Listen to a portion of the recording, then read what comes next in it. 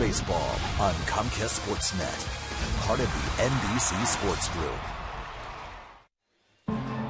Last night, the A's demonstrated the blueprint to their success this season. Stage one, the pitching. Solid starters followed by a bullpen that shuts the door.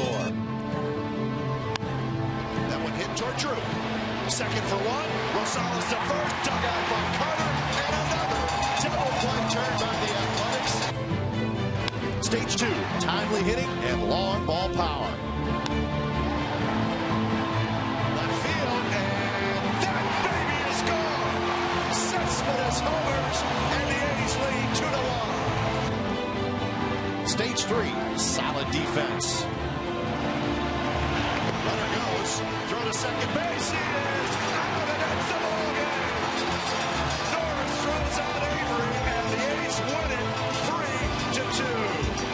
The idea of a true team concept is alive in the East Bay as the green and gold close in on a postseason berth. Game two, A's-O's next.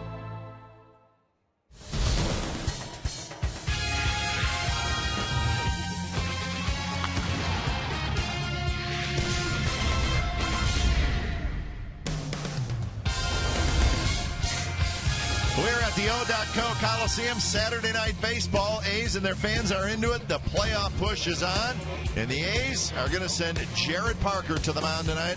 The young right-hander, he's going to be opposed by a young left-hander, Zach Britton, for the Orioles. It's game two of the three-game series. There's your standings. The Rangers and the Angels playing right now. And in the wild card standings, the Tigers have won today. The Rays have lost. The A's and the Orioles currently holding the two wild card spots. Hi again, everybody. Welcome to Oakland A's baseball. Along with Scott Hedberg, I'm Glenn Kuiper. Terrific ball game last night. The crowd was into it. The A's won the game. Just a great atmosphere. And Yoenis Cespedes, a two-run homer, and it turns out that was the difference in the game, Scott. He's got 3 home runs in his last 4 games. Yeah, this guy's a vital part of what is going to happen to the A's down the stretch here. You took a big sigh of relief when you saw him back in the lineup after getting his wrist hurt, and he comes in and you can see that it's okay because he goes deep last night. He's gone deep 3 of the last 4, and he's absolutely destroyed the Orioles. So he's a big part to share some of that weight of the middle of the lineup. With Reddick struggling a little bit, he's going to be a vital presence for the A's down the stretch. Well, speaking of home runs, the A's like to hit them. So do the Baltimore Orioles. They've hit a whole bunch. We saw last night they have guys up and down their lineup that have long ball power. Yeah, you got number 2 through number 6 is a very potential home run threat. You got Hardy, you got Wieters, you got Jones, you got Chris Davis, who went deep last night. You got Mark Reynolds. I mean, these guys, they can hit a ball out of any ballpark, and they showed that last night. So Jared Parker facing these guys doesn't give up a lot of long balls, so we'll see how that plays out tonight. All right, we're going to see if the A's can make it 2 in a row over the Orioles. Both these teams, they are fighting and fighting hard for that playoff spot. We'll have lineups at first pitch when we come back to the Coliseum. It's the Athletics and the Orioles on Comcast Sportsnet, California.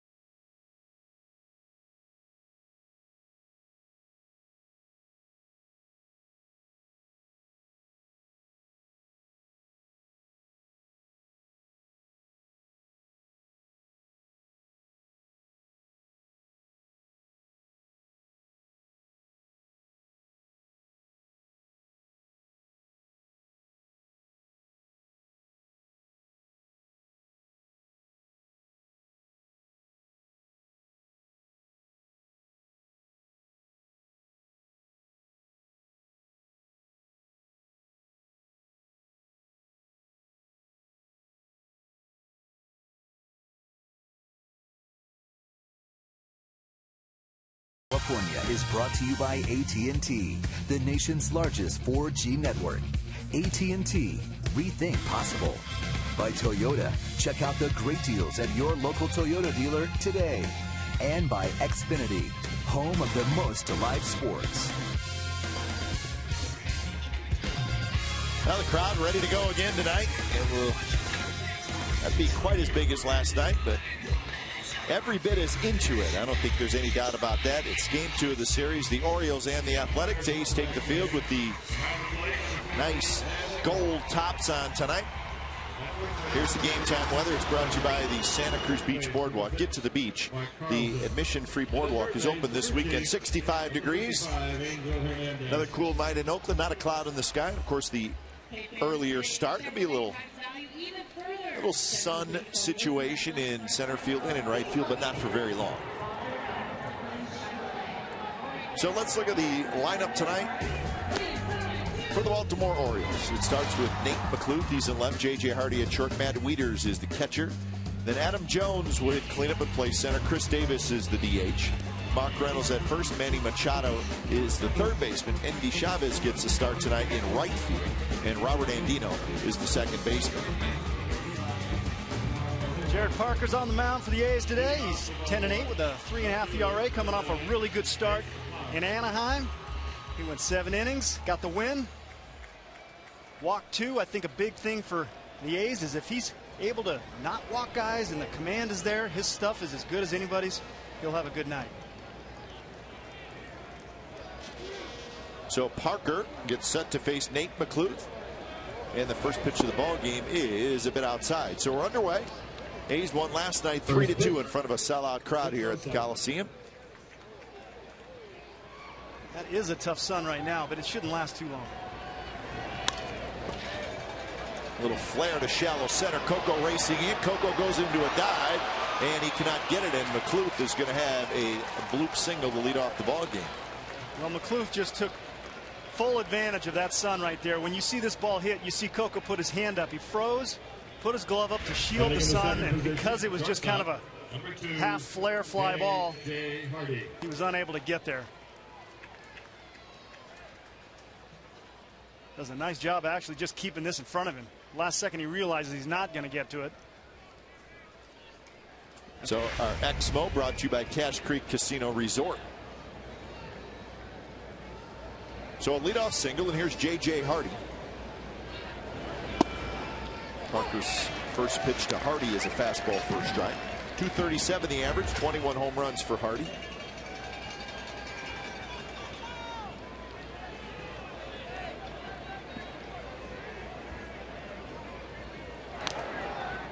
Parker's last start was on Monday in Los Angeles. He's won that game 3-1. And he was good. He did not allow a hit in his final 3 innings of work. Innings 5, 6, and 7. And that one's drilled down the left field line, and it's just foul.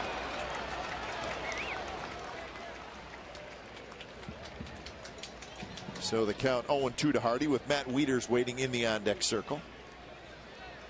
Here's the defense for the A's tonight. You see Cespedes out in left field. Chris will be in center. Reddick in right. Donaldson, Drew, Rosales, and Carter on the infield. And Norris again doing the catching.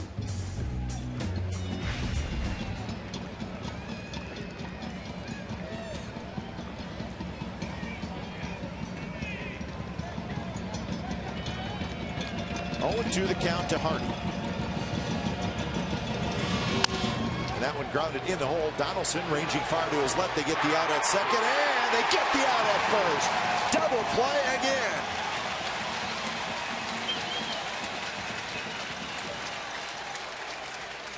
Well, I didn't think they were going to turn this one. That was a long ways for Donaldson to go to start it. Hardy kind of hits it off the end of the bat. You can hear it break. Feeds Rosie really well, but what a turn right there. You got to give Rosales a lot of credit on this ball. Good extension by Donaldson. Feeds Rosie good, but that quick footwork and that quick release ends up getting Hardy. Parker's pumped. So 2 outs for Wieters. So after 4 double plays last night, Scott, the A's turned another one in the very first inning. It's unbelievable. Wow. Swing and a miss by Matt Wieters. And you know, it's not like they're going to short and it's a hard hit ball and it's just a routine 6-4-3. They're going the long way. Donaldson started a bunch of them. But like we talked to Donaldson last night, it's been a point of not concern but emphasis on shoring up that defense from last year, and Gallego's done a phenomenal job with these guys, and they work as hard as anybody, and it's really showing right now. 3-1 now to Wieters. 19 home runs, 74 RBIs for Wieters. So Mike Gallego, he's proud, I'm telling you. He looks tough and mean right there, but he is as happy as can be. But he's a worker. He expects those guys to work as hard as he did, and they're doing it. Full extension there. Rosie, good footwork. He's been spectacular at second base in the time he's been over there. Swing and a miss. Wieters strikes out. Side retired. So the Orioles get a leadoff single, do nothing with it. Bottom of the first coming up.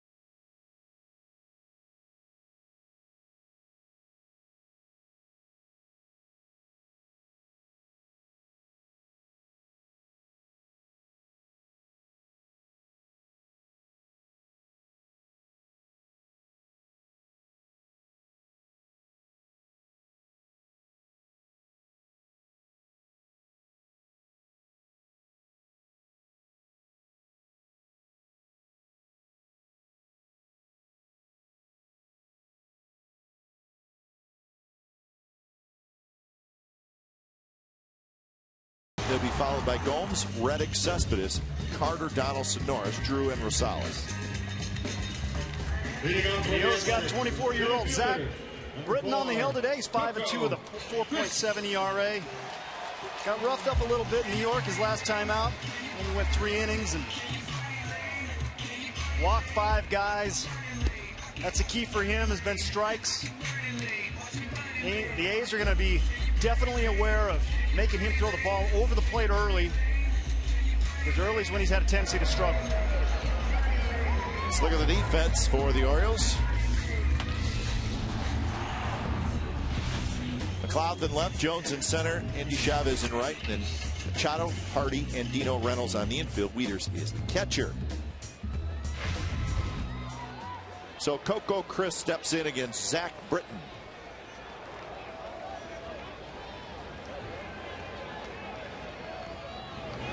Britton's first pitch is a strike on the outside corner. 254 for Crisp with 10 homers, 42 RBIs.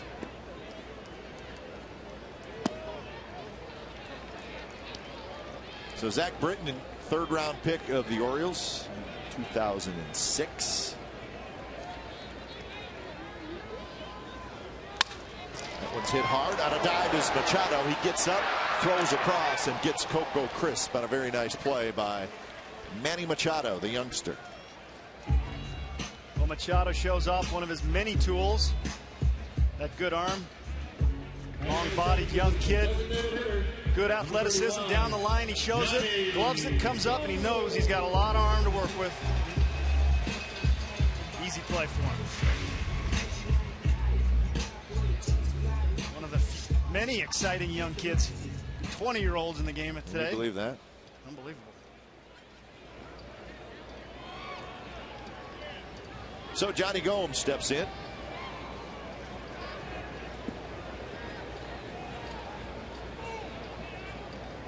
Couple of hits last night for Gomes, including the RBI single that gave the A's the 3-2 lead, and that was the final score.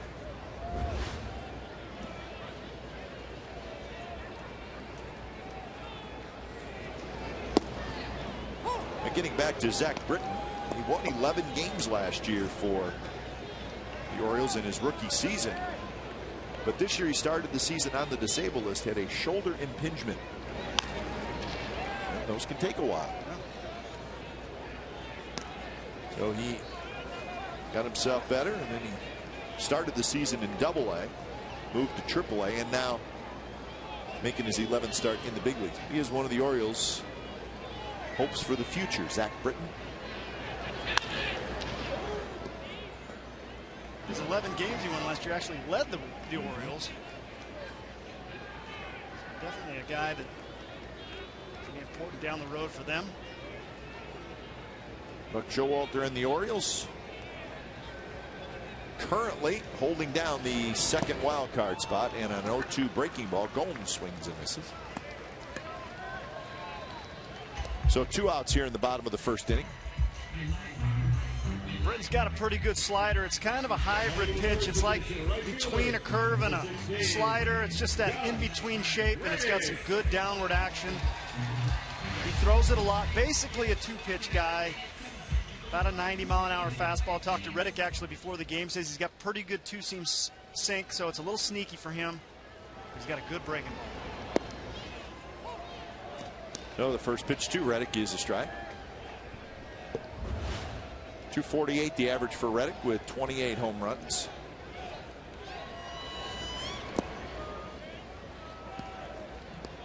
Trying to break out of the little funk that he's in. He was 1 for 4 last night.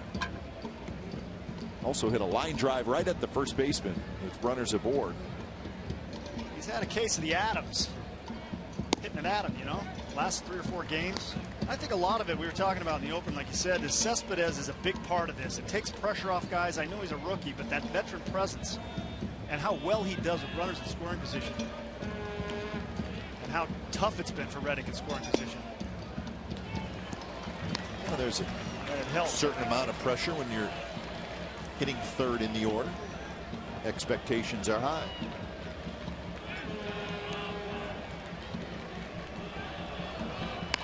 (3-1) is rolled foul.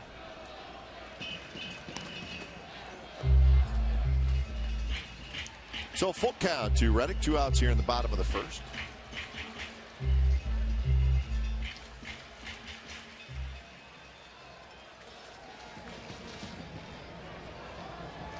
Britton kicks, and the pitch is hit back up the middle.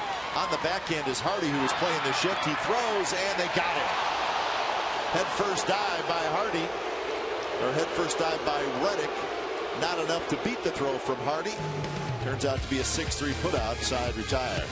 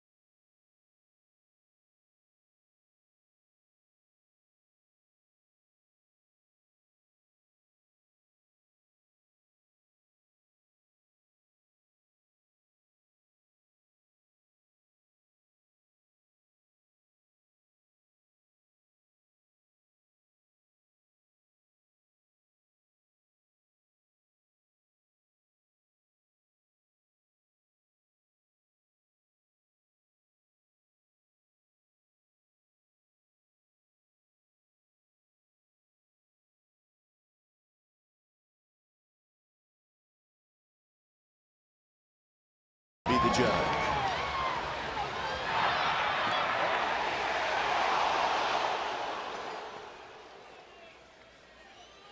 Boy, that's close. That is very close.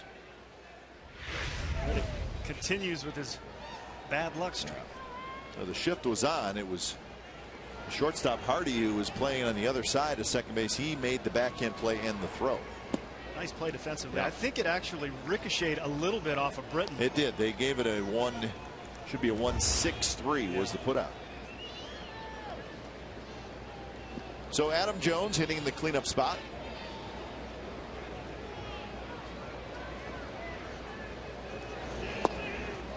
Jones was 1 for 4 with a double last night. 29 homers, 74 runs batted in for Jones.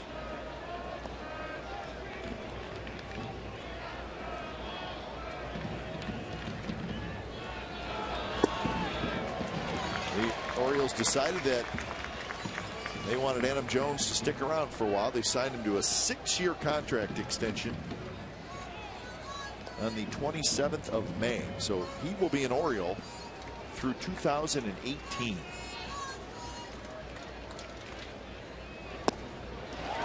And now 2-2.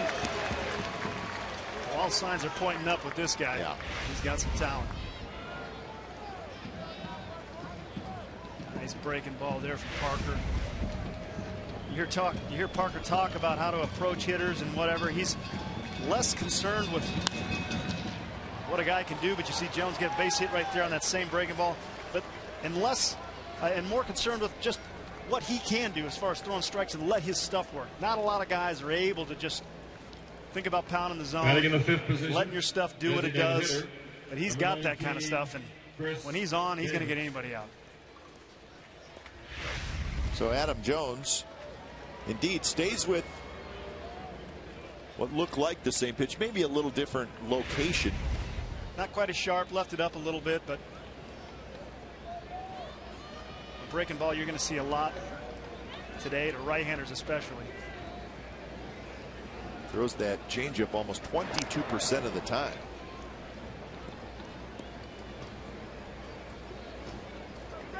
Yeah, that changeup percentage is very high. It's a huge weapon for him versus left-handers, but he will throw it against righties. It's got some filthy downward action, doesn't it? Yep. Davis shoots one to the left side and foul. The Orioles last night, a couple runs on 7 hits. They had a homer and a double and 5 singles for their 7 hits. And this was the guy who hit the home run. It tied the game at 2. 26 home runs for Davis on the year.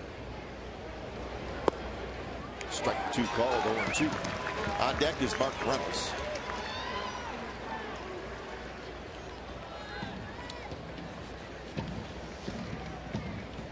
So it's really a team that hits a lot of home runs in the Orioles against a pitcher who does not give up a lot of home runs.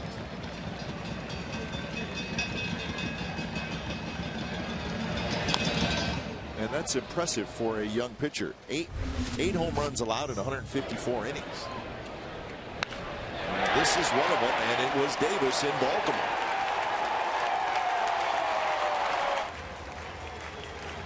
That was on the 27th of July. And Parker got knocked around that day, but the A's, that's the game where they scored a whole bunch of runs in the top of the 9th inning and ended up winning the game.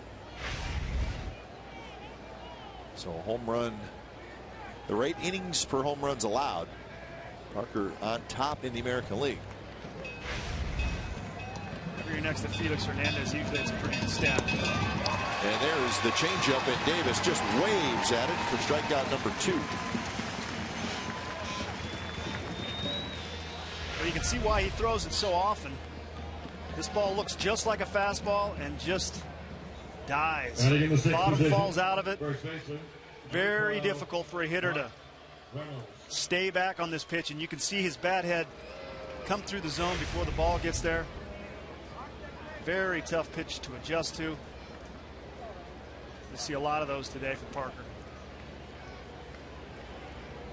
So 1 out, Jones at first, and here's Reynolds. big swing by Reynolds, and he just got a piece of it. Jones has 14 steals on the year.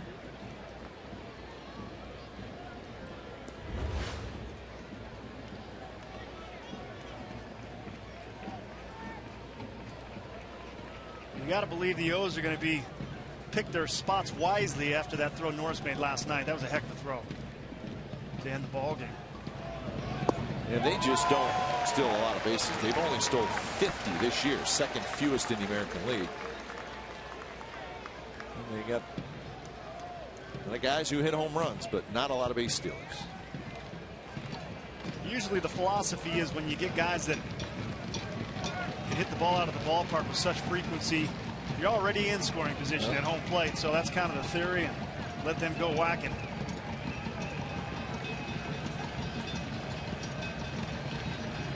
Oh, 0-2 to Reynolds.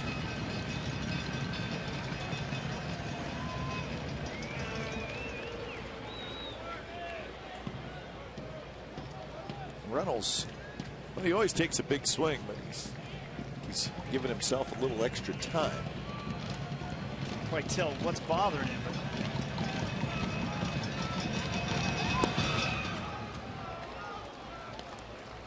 Reynolds this year with the 21 home runs. He's got 140 strikeouts in 117 innings. He takes a rip at it. Can't quite tell right there. Looks like he came off the ball a little bit. Runner goes, and Reynolds is way out in front. No secret, he's trying to pull the ball, likes to pull the ball. Yeah, Mark Reynolds generally does not shorten up his swing. He's going to let it rip. No two-strike approach. No.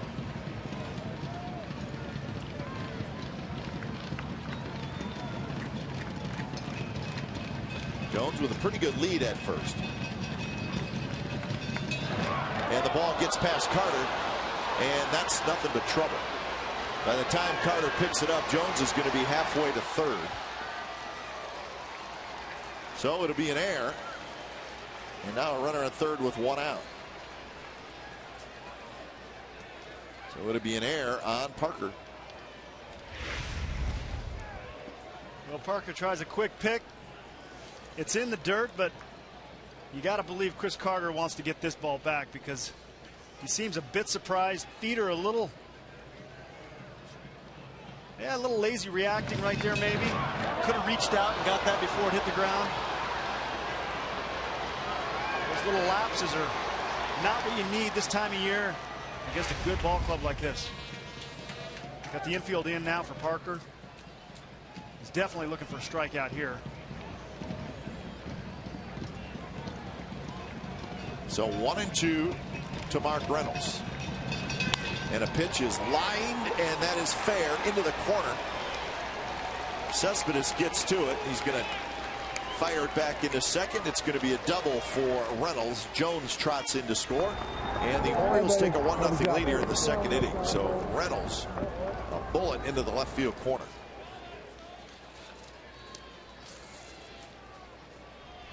Parker will throw a slider and a curveball. Here he throws the slower, bigger curveball. Reynolds sees it pretty well, stays back. It's a top spin winner down the line.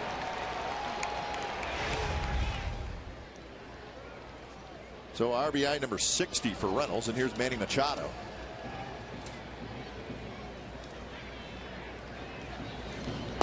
Way outside. 279 for Machado, 4 home runs. This is his 34th game in the big leagues. A couple of hits last night.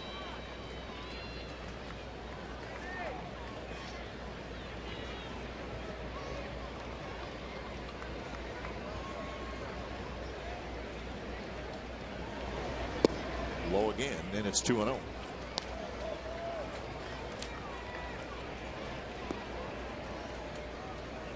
So a single, strikeout, then an error on the pickoff, and a double has given the Orioles the early lead.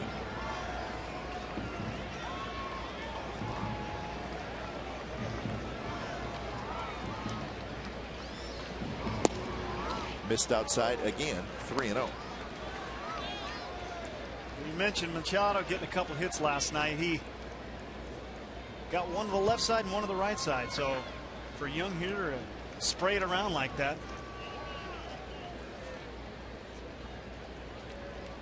Pretty advanced piece of hitting. And he hits the 3-0 pitch on the ground, and they're going to have Reynolds in the rundown. And Donaldson's going to chase him back, put the tag on. Machado stays at first. So a 3-0 pitch. Machado hits it hard to short. So we got an October Quest update in the studio from Brody Brazil. Brody.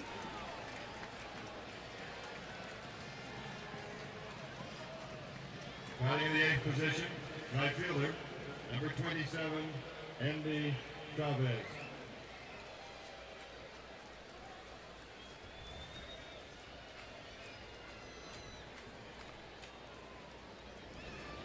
All right, so we'll keep a close eye on that. A lot of baseball left to be played in Texas. This is Andy Chavez. So Machado at first. 2 outs and a run in. Also, the Angels are leading the Royals 2-0 in the 9th inning. And it's the bottom of the 9th inning in Kansas City. So that's close to going fine. 1-0 pitch to Andy Chavez is a strike on the outside corner.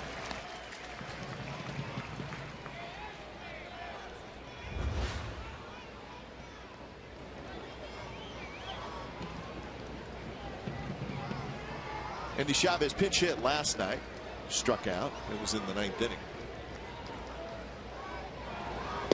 And he swings. He misses at the changeup.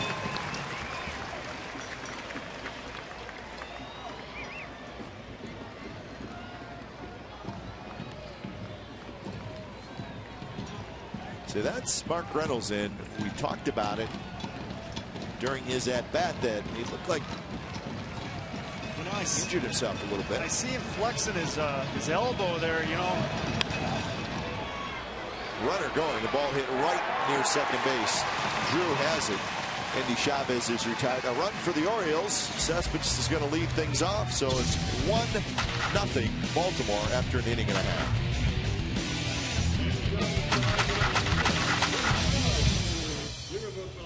That you wish to see. Just look to the score.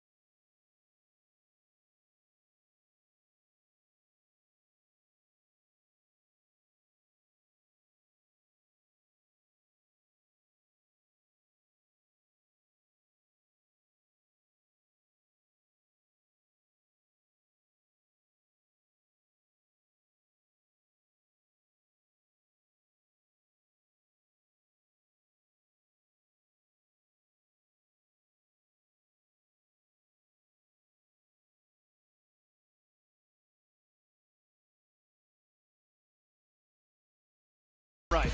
Just place a deposit on a 2013 A's ticket plan. For more information, call 510-638-GO-A's or go to oaklandathletics.com/deposit. So the Orioles with a 1-0 lead. It is the bottom of the 2nd inning from the Coliseum. It's a good look. Kite, you can pull that off. Yeah, I could. Well, maybe not. Smell a giveaway. Cespedes to lead it off. Britton's first pitch is a fastball that's high.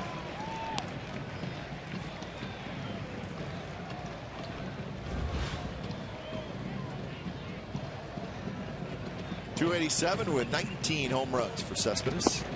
There's a strike on the outside corner to even the count at 1-1. His home run last night was a 2-run shot.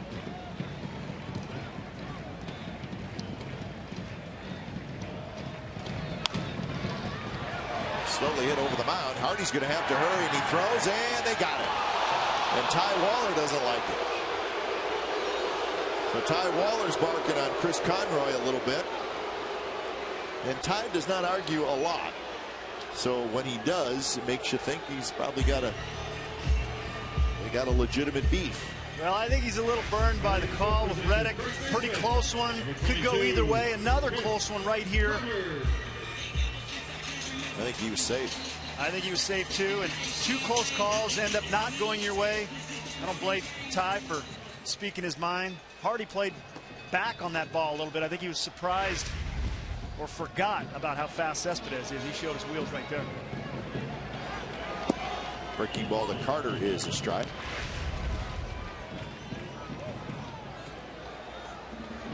Very close again. I think we can say he's there. I think he's more safe than out. Carter shoots one to the right side and foul. So 2 plays in the first 2 innings that certainly looked like both the A's runners were safe. But Chris Conroy called out both times.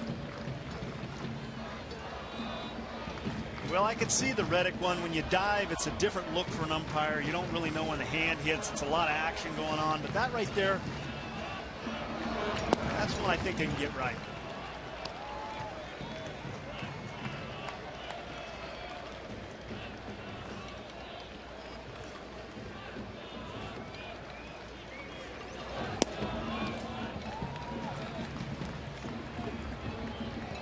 Two and 2 the count with Donaldson in the on-deck circle.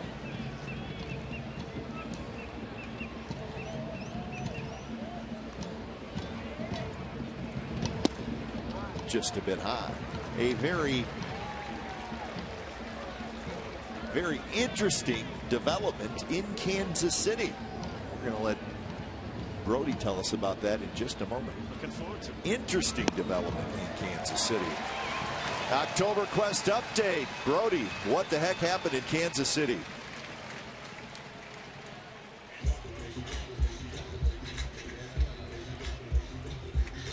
Batting in the 6th position, third baseman, number 20, Josh Donaldson.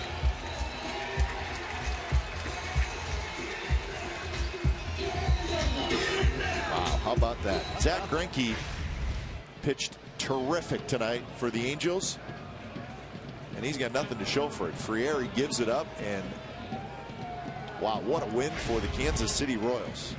3-2 over the Angels. Those are the games in a pennant race when you're trying to catch up, and you lose a game like that. Boy, that is just a shot right to the gut. Well, especially when you look at your schedule, you know, and you look at some that you should win. They're going to look back on this one, and that was a should have won game. Donaldson fouls it back. So the Angels won that final game of the series on Thursday against the A's. Then they won again last night, so they were 3 outs away from making it 3 in a row.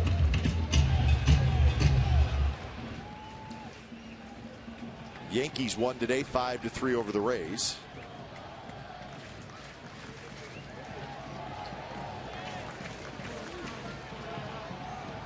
Oh, 0-2 to Donaldson. And that one's there. Strike 3 call. So second strikeout for Zach Britton. Well, Zach just locks up Donaldson right here, coming inside with the fastball. I called that one right on the black. Donaldson didn't like it. Here are your umpires. Ed Hickox is calling balls and strikes with Conroy at first, Carlson at second, Angel Hernandez at third. Norris first at bat tonight.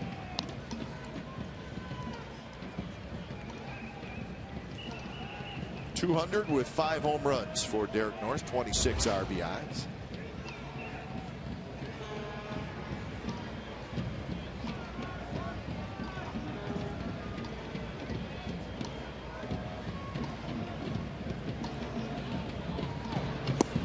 Outside, now 2-0. There's the changeup right there. You don't see a ton of them, but Britton will throw that. Norris got one right there. 1-0 count.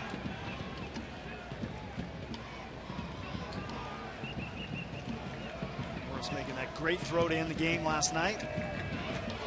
Still pumped up today when I spoke to him. There's a shot in center field, but Jones is there. So line drive out, side retired. A's get a walk, and that is it. So 1-0 Orioles after 2.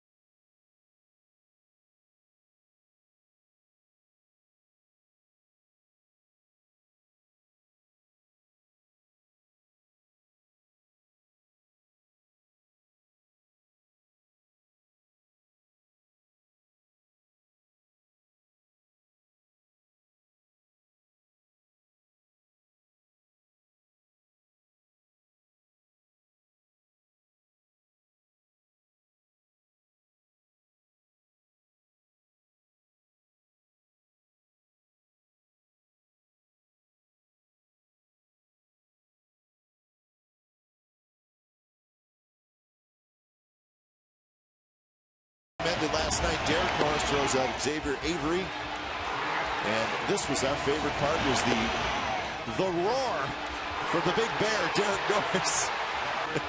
If it's possible to hear that over this crowd, that was a primal scream of epic proportions. He was excited, as he should be. Last time it ended on a runner being thrown out, and A's victory. Jason Kendall threw out Eric Ibar in 2007. Don't you picture Norris like walking through the woods, just looking for meat? Yes. The sword, yeah. That was outside of the game ending on that play. The roar from Norris with the big full beard was the best part of it. Grounded right at Drew, and the throw is wide, but Carter was able to get the tag on Andino.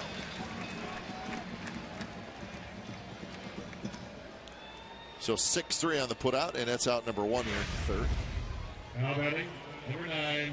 Drew fields it cleanly, kind of doesn't get his shoulders turned, flips it over there, gets a little more tail than he expected, but the ball got there early enough for Carter to come off, but probably not the throw he's looking for. Nate McLeod, the leadoff hitter, who hit a bloop single in the first inning.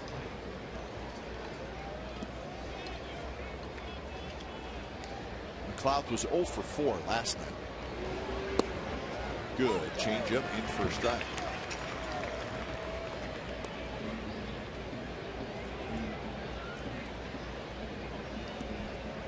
J.J. Hardy in the on-deck circle.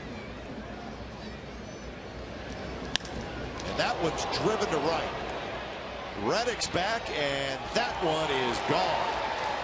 McLeod jumped all over that, and it's 2-0 Orioles.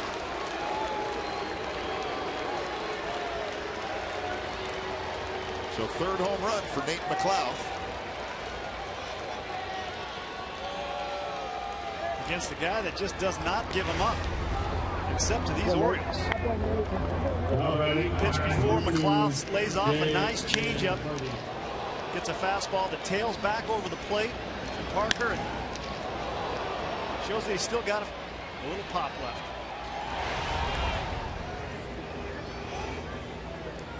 So here is J.J. Hardy.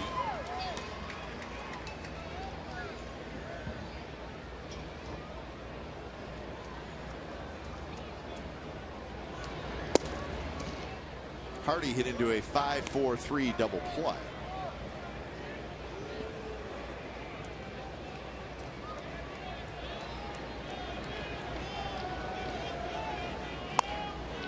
Changeup, tap toward Drew, who charges, throws on the run. With 2 outs.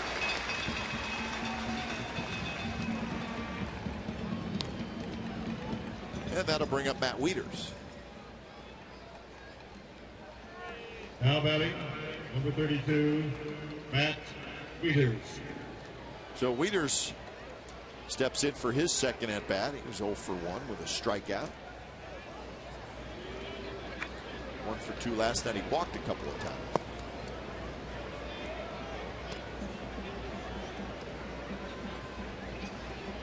Orioles with an 81-63 record. One thing they have not done well is win games against the West. They are 12-17 against the AL West.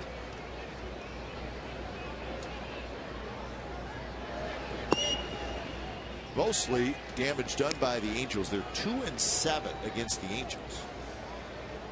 3-4 against the A's. They're 5-1 against Seattle, but 2-5 against Texas. So good records against all the other divisions, including interleague play, but just 12-17 against the AL West.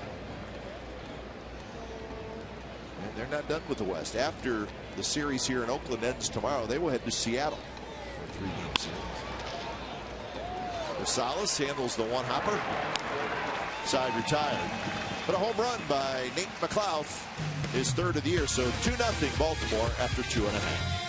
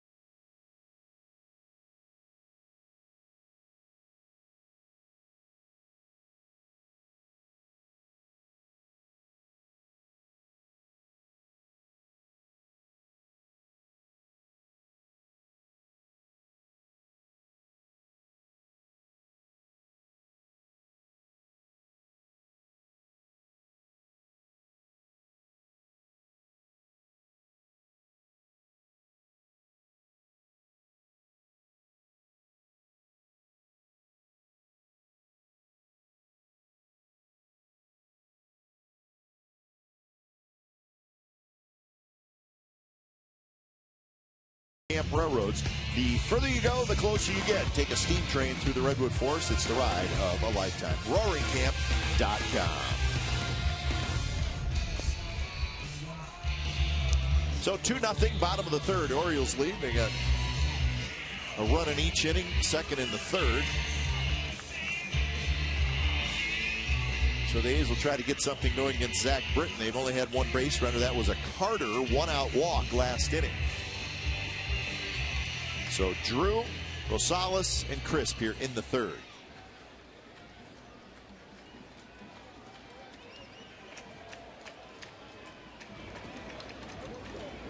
Britton's first pitch is up and in to Drew.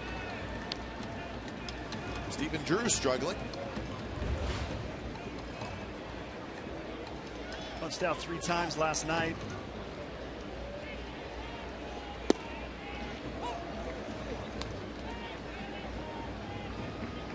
He's 0 for his last 6. Joe Saunders took the loss last night.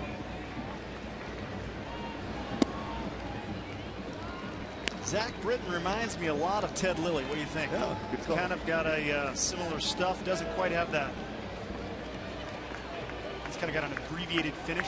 Like he does. Saunders had a good night. 6 innings. Both sides.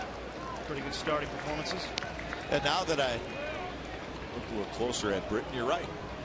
He doesn't quite get over that front leg. It's kind of a lot of arm involved. Not a huge push from his backside. And the curveballs are similar shapes.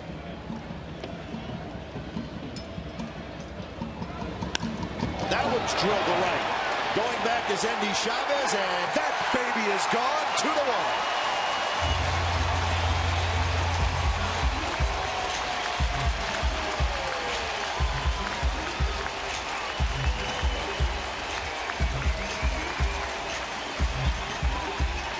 So maybe that's the start of a hot streak for Stephen Drew.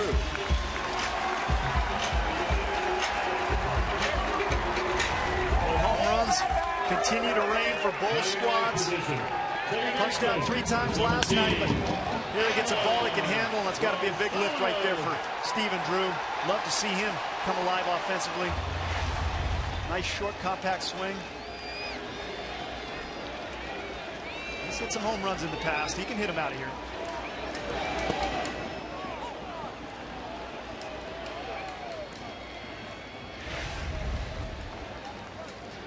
Short little load. Hands go right to the ball. Good extension. Great balance. Let's hear the noise. He got it. Picture perfect. Here's Rosales, quickly 0-2. So each team with a pair of home runs in this series. So as advertised, 2 teams that like to hit the long ball. Well, you know, it's a run on the board, and it's also that 0 out of the hit column. Sometimes you can't get that out of the way. End up looking at that going, we need a hit, you know. So that got both out of the way. Maybe the floodgates. Slowly hit toward the third baseman Machado, and his throw is dropped by Reynolds, but it was dropped on the exchange from glove to hand after he was going to throw it around the horn. So that's out number 1. Here's Subway. Eat fresh. Ask Glenn and Scott. James from Modesto asks, what time of day and with what kind of weather does the ball carry well? Also, what conditions hinder how Scott, you would know best. Well, I'm not a weatherman, but when the wind's blowing out real good, I always like that. Yeah, makes sense. No, but day games, hot days, the ball seems to travel good. There's certain areas in the country, like here, where you get they call it the marine layer, that moist, thicker air.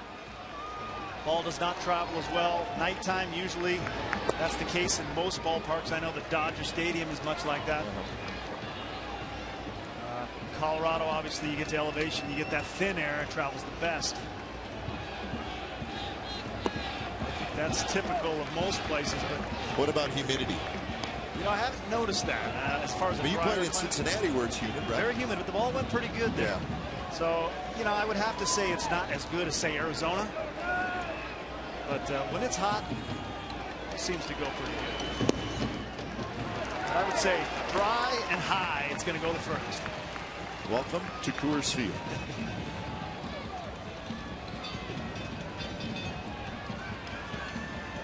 It's funny, you think about the ballparks, you think about, you mentioned the marine layer. Happens all up and down the coast. And if you look at the ballparks on the West Coast, Seattle, get that weather, right? Yep. Pitchers Park. San Francisco, it's cold, very thick weather. Lots of wind. Here, yep.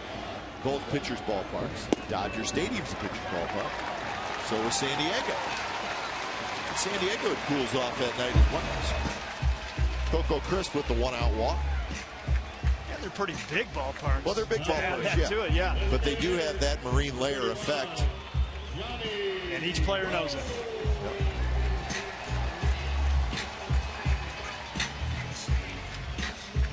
So here's the pride of Petaluma, Johnny Gomes.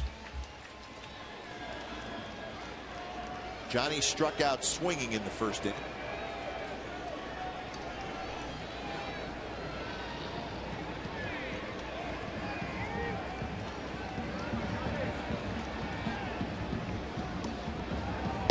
There's his first pitch strike to Gomes. So Stephen Drew with a leadoff home run here in the third has cut the lead in half, 2-1.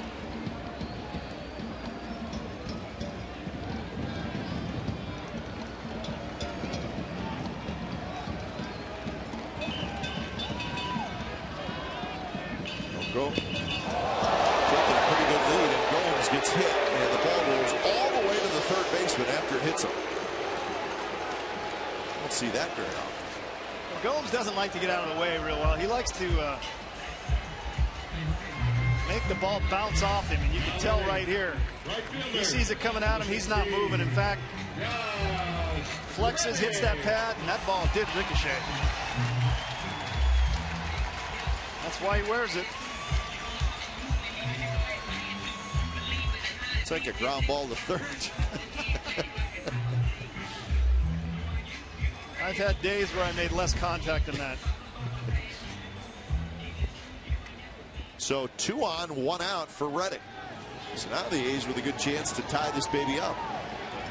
Reddick and then Cespedes will have a crack at it.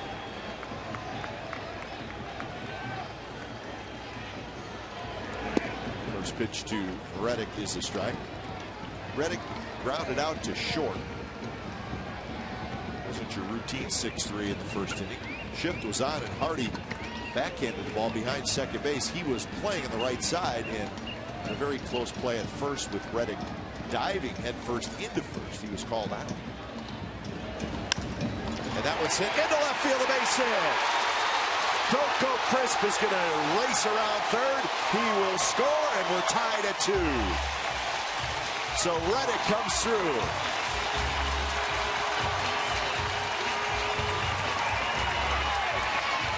Well, the shift hurt the Orioles there because the ball was hit right at the shortstop, but he wasn't playing there. Worked for him last time, but here Reddick comes up with a huge hit, not only for the club, but I know for himself. Really struggled with runners in scoring position, but what a good sign to see him take a ball and hit it the other way, not try to do too much with it. He got up in a big situation last night and lined out to first base. Nobody's more excited than Chili. Maybe Josh. That's a big hit for the A's, and that's a good sign to see that guy coming through in a key situation.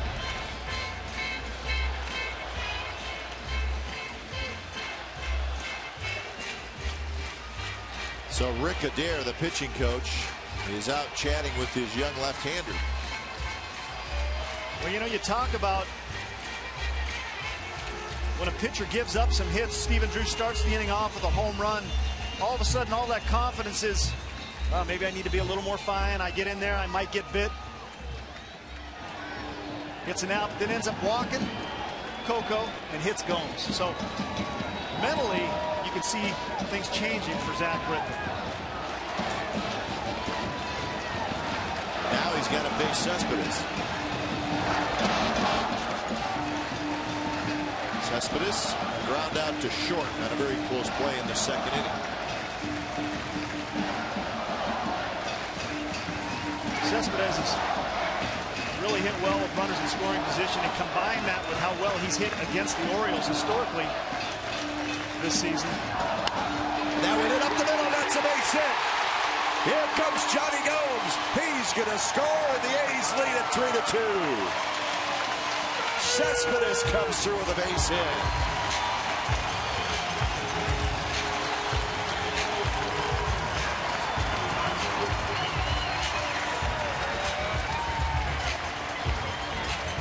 What's great about this inning, Scott, is they're using the middle of the field. 2 power hitters using the middle of the field. Not trying to do too much. They got guys on looking for good contact to keep the inning going. Cespedes does nothing fancy here. Gets a ball he can handle, drives it right back up the middle. I tell you, he sure loves hitting in those situations. Now Carter steps in. So a homer, a ground out, a walk, a hit batter, and back-to-back singles. The A's have scored 3 times here in the bottom of the 3rd.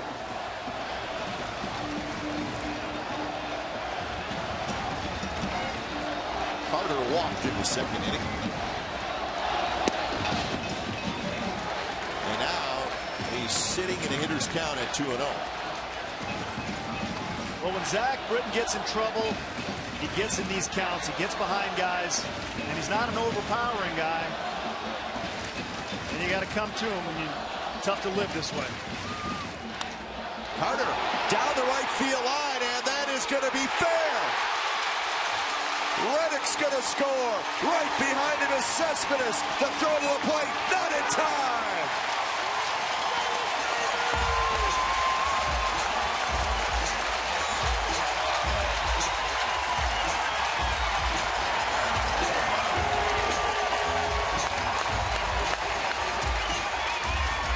Well, if there's one thing that's true, hitting is contagious. And you saw some great at-bats prior to this. Chris Carter, who's been struggling. Like the guys before him, tries to not do too much. Big power hitter. Could want to hit a home run in this situation. Gets a pitch on the outside corner.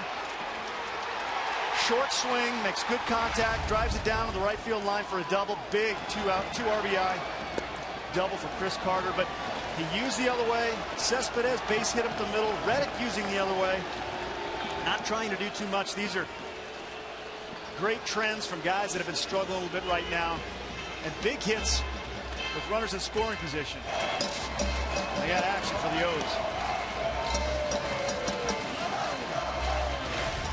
O's. Steve Johnson warming up.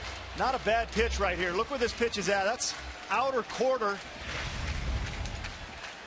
Chris was in a count where he could have been definitely looking for something to pull, something to drive. Gets that pitch away. Perfect swing. Outside to Donaldson, and now it's 2-0. Once again, you see Britton in a hitter's count. You get nervous to throw that ball over the plate like you did the first 3 innings. Things were going smooth. Good patience by the A's. Breaking ball, 3-0. Norris is in the on-deck circle.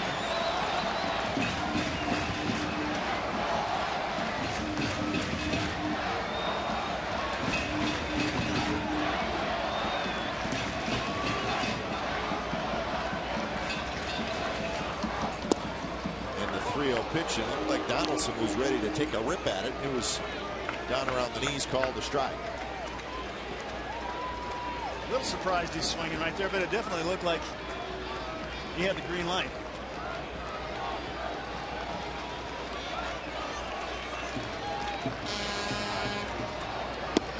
And there's the walk. So Donaldson is aboard.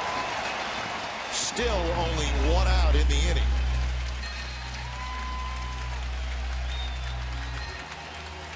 Well, Zach Britton had a 3-up, 2-down first inning.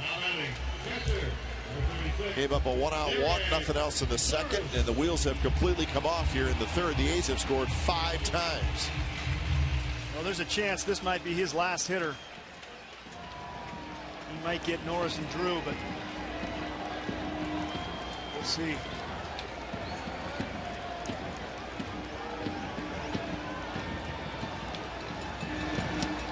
First pitch to Norris outside.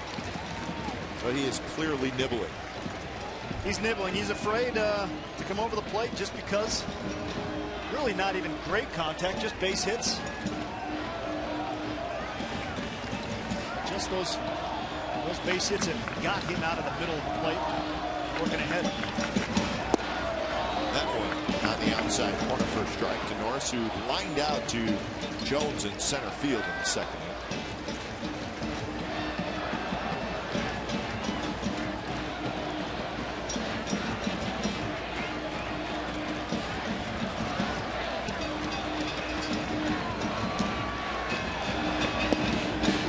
Just missed outside. Tried a little backdoor curveball.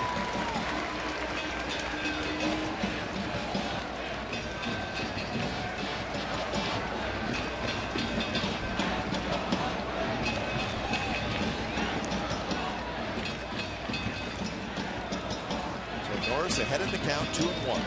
Carter and Donaldson are the runners. Swing and a miss, 2-2. There's been 4 hits in the inning, 2 walks, and a hit batter. And 32 pitches thrown by Zach Britton. Still has some work to do, too. Right, only 1 out.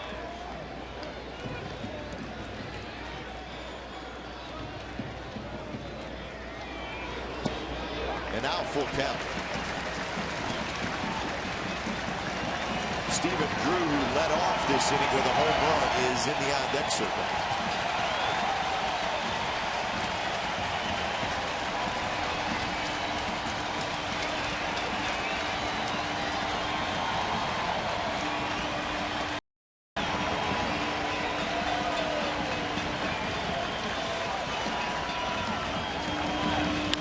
Norris toward right, a long run for Endy Chavez, and he's going to make the catch.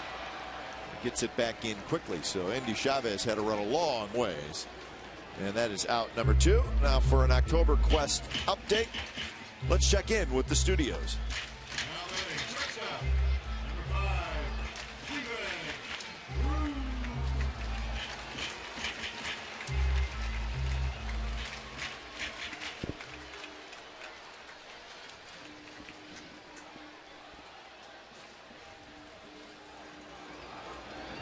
All right, so we should not be surprised that the Texas Rangers are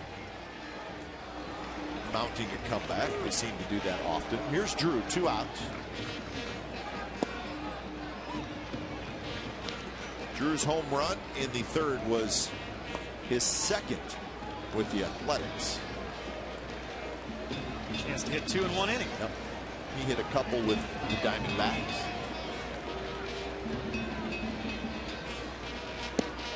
And now it's 0-2.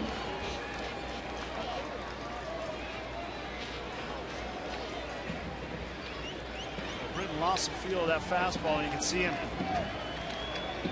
relying heavy on the breaking ball right now. A good one right there.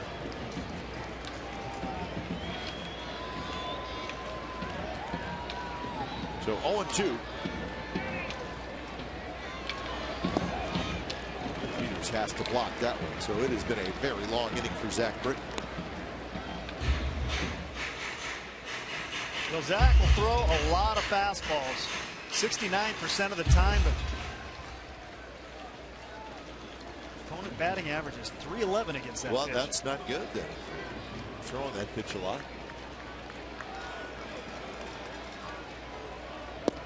And a foul tip, swing and a miss by Drew, but the A's do big time damage. Carter with a 2-run double. Drew had a home run. Everybody was involved. The A's scored 5 times in the bottom of the 3rd. They lead 5-2.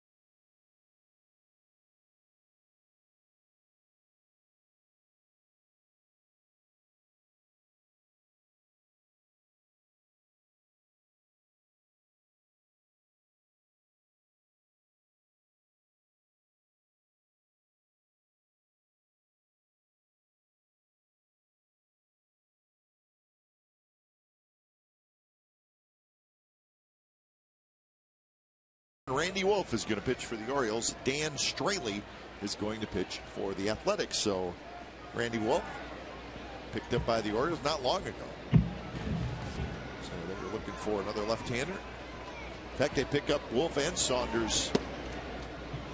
Looking for a couple veteran left-handers, and that's what they got. So Wolf, Straley tomorrow. It all starts with A's pregame live at 12:30.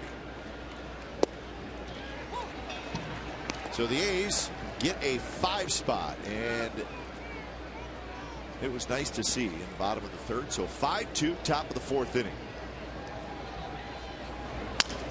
That went up the middle, and it was not hit hard. Rosales is going to dive for it. He's going to make the play, but Adam Jones has a base hit.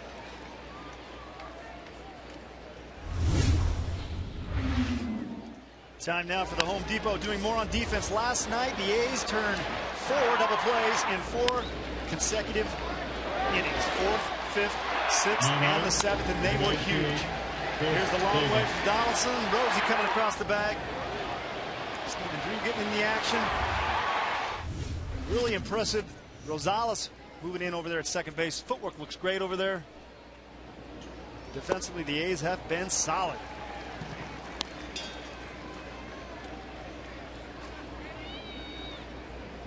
Shutdown innings, 23 for 38. So he has struggled in that department a little bit. 0-1 to Chris Davis. Davis shoots one toward left, and that is going to drop fair. And it's going to be in the corner, and Adam Jones is going to be way tall. And they got a shot at him. The throw to the plate is there. They got him.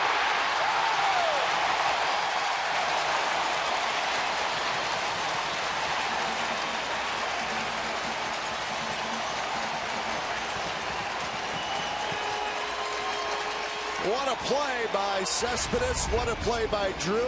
And most of all, how about Norris?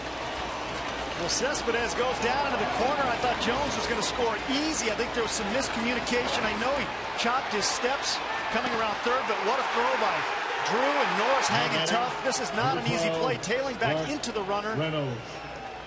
Norris hangs on for a huge play right there. That is tight quarters right there, being able to catch that ball while the runner is sliding in there. Nice play by Norris, all around, in fact, by the A's. But something happened there coming around third base. I saw Jones slow up, and I didn't think he was even going to go.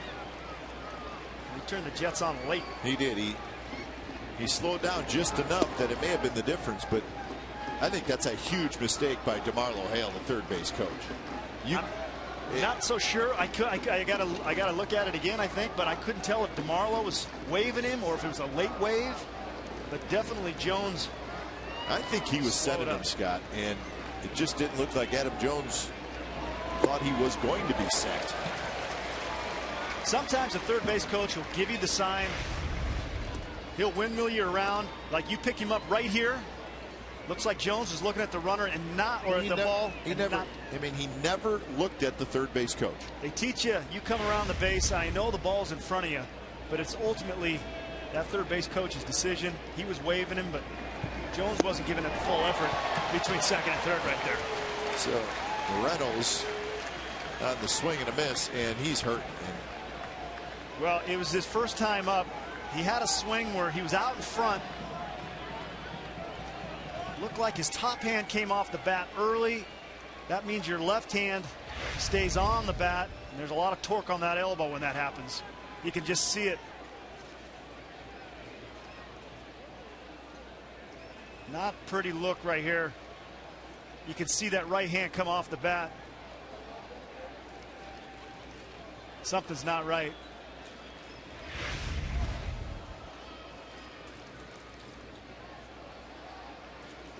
See, this was earlier in the game.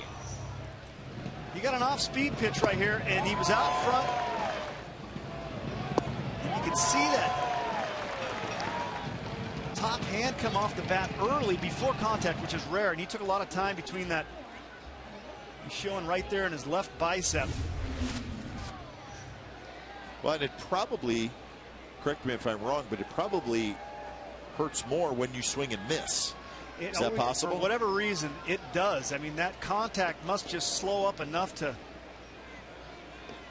not feel like your muscles are going to tear apart. But when you get something bothering you right there, because there's a lot of rotation in that elbow right at contact and the finish, and it's shooting pain through him right now. You can tell.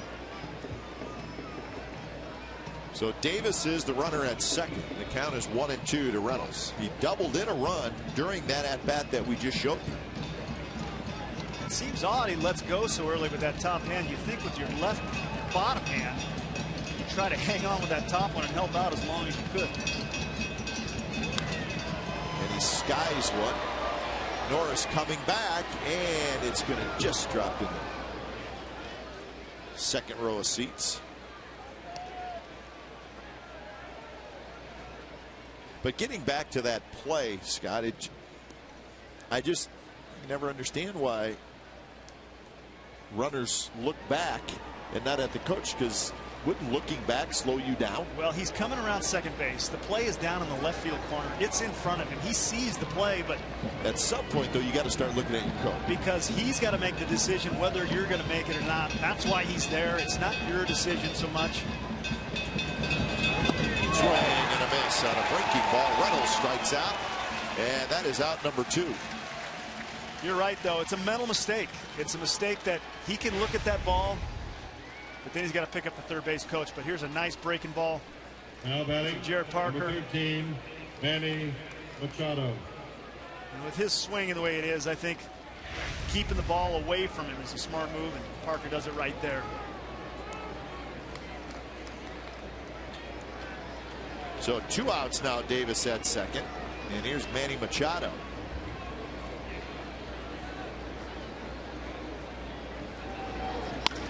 There's a shot. Rosales has it. Short hop, guns it to first, and the Orioles do not score. How about that? 5-2 as we head to the bottom of the 4th. Ladies and gentlemen, start your...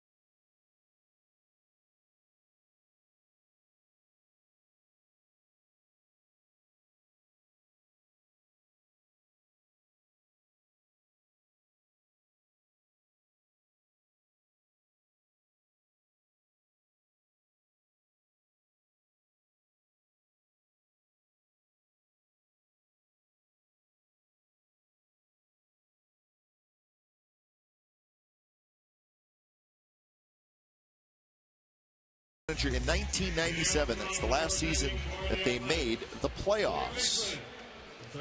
Who was the manager? I think I know. Do you? They lost in the ALCS that year to the Cleveland Indians. So last playoff appearance, 1997. Orioles have a terrific history. 3 World Series titles. But it's been a down period. They have changed that this year. Whatever happens, if they make the postseason or not, seems like they've kind of brought the excitement back to Oriole baseball. Jim Palmer, the Hall of Famer, in the broadcast booth.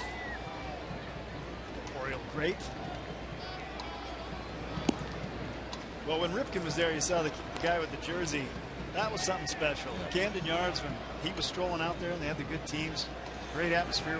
Beautiful ballpark. 2-1 to Rosales. And now 2-2.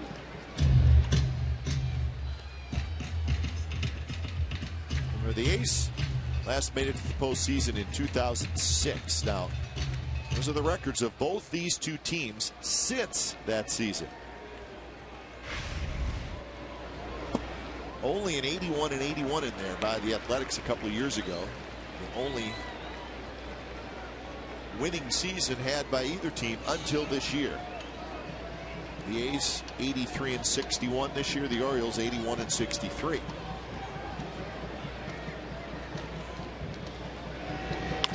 Rosales grounds one to the right side. Andino, the second baseman, has it.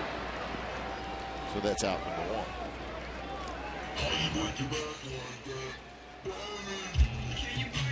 The Orioles, of course, they won the World Series in 1983. But they had, in the late 60s, early 70s, that's when they had just a terrific run.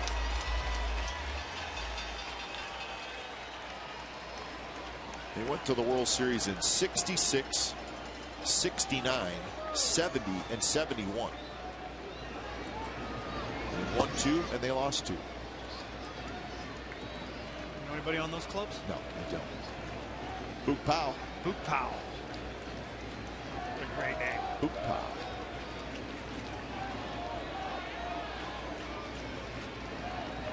Want to know to Coco Crisp. Remember, the Orioles lost to the We Are Family Pittsburgh Pirates in 1979, and they had, I believe they had a 3-1 lead in that series. Willie Stargell then took over. When I was at Little League, I used to imitate Willie Stargell. Really? That whole helicopter thing. Right. I thought it was pretty cool. Not a bad guy to imitate. Didn't quite generate the bat speed that he generated, but felt good doing it. And a 4-pitch walk to Coco Crisp. So that is 4 walks now by Britton in 3 1/3 innings. Well, do your part to have Bill King and Ray Fosse get into the Baseball Hall of Fame. King and Fosse are among 41 finalists who have advanced to the second round of voting for the Ford C. Frick Award. Top 3 vote getters from the fan finals will be placed on the final Frick Award ballot. The other 7 finalists determined by a Hall of Fame committee. Visit facebook.com/baseballhall to vote for Bill and Ray through October 5th.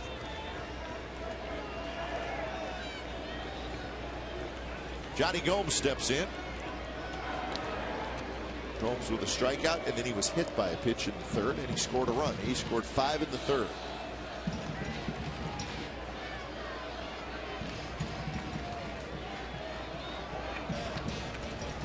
.372 on base percentage.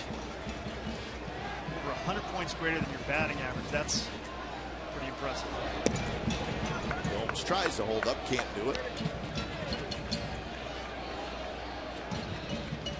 Mariners still leading the Rangers 6-4 in the 7th inning.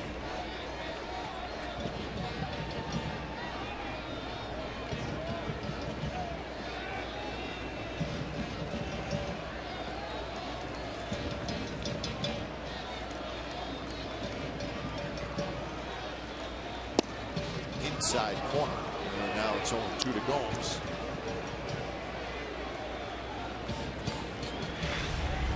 I think Johnny thought this ball was inside. Couldn't quite see the plate from there, but pretty close. A couple close ones been called.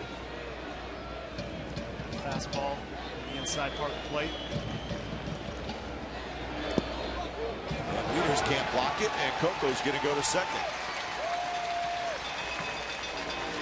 So it'll be a wild pitch.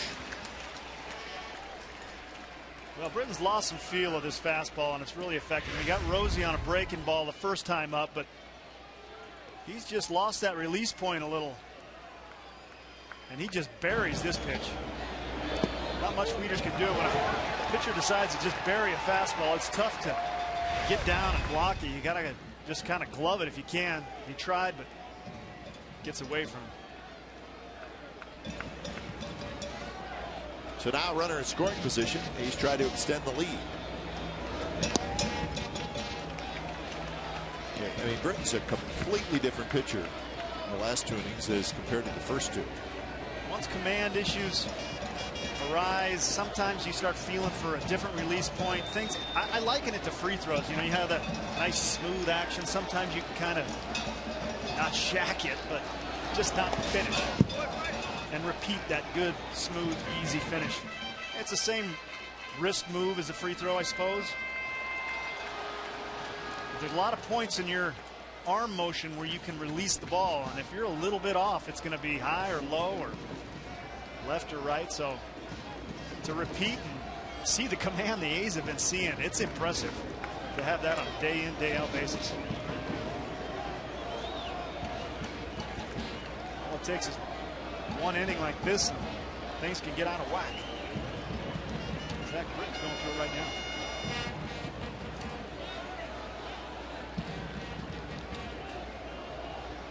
Two to Gomes, and strike 3 called. So that is strikeout number 4 for Zach Britton. 2 outs. San Jose Earthquakes are taking on Chivas USA right now, and it's on Comcast Sportsnet Plus, which can be found on Comcast channels 104 and 780, DirecTV channel 699, Dish 441, and AT&T channel 768. If you can't find Comcast Sportsnet Plus, log on to csncalifornia.com or call your local cable operator.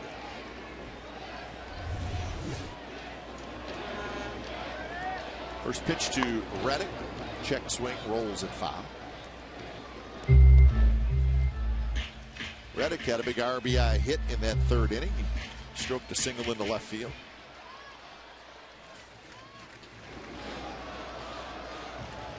He's hit Britton pretty well in his career. He's got a home run against him. 3 hits.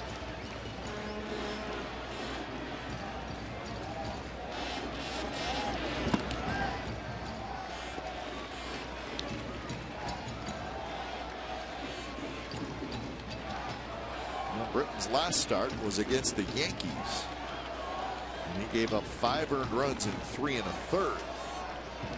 But his start before that, he threw 7 shutout innings against the Blue Jays. Pretty good offensive team. This one hit toward left field. McLeod gets back. He's under it. He's got it. Side retired. So the A's do not score. We are through 4 at the O.co Coliseum. It's 5-2 Athletics.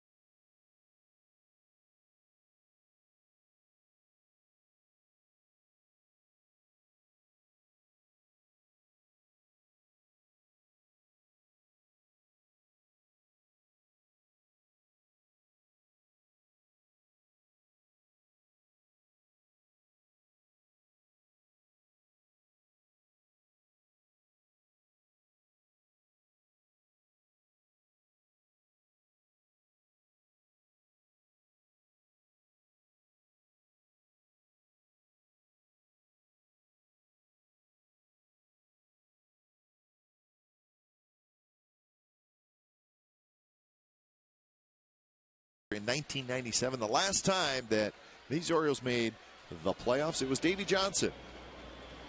He was now the manager of the Washington Nationals.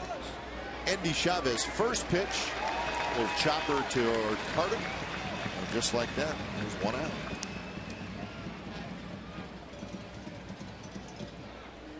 Endy Chavez is grounded out twice, and here's Robert Andino. Now batting, number 11, Robert Andino. Best records in baseball coming into today. The Nationals first, the Cincinnati Reds, one of your old ball clubs, second, Texas Rangers third, Oakland A's fourth, San Francisco Giants fifth. Those are the top records in the big leagues. So the A's have the fourth best record in baseball. Again, that's coming into today. Nationals and Reds have big leads in their division. Giants got a pretty good lead. Rangers and A's battling in the West. Braves got a big lead in the National League wild card. Line drive. Drew has it in the air, and that's out number 2. So a nice play by Stephen Drew. Dino hit that ball pretty good. Had a little hook to it. He squares it up nicely. Starts right at him. Drew ends up having to go to his knees and lean over and slight dive. Sure-handed, makes the out. So 2 outs here in the 5th inning. Top of the order, and Nate McLeod.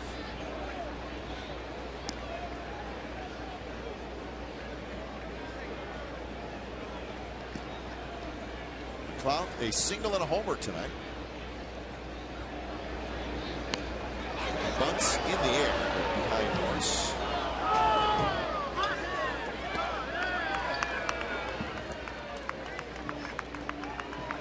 So the diamond level got it.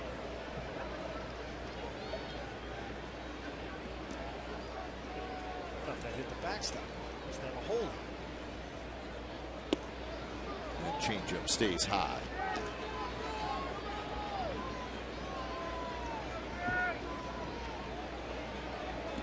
The Orioles playing without Nick Markakis. He's out for the rest of the year.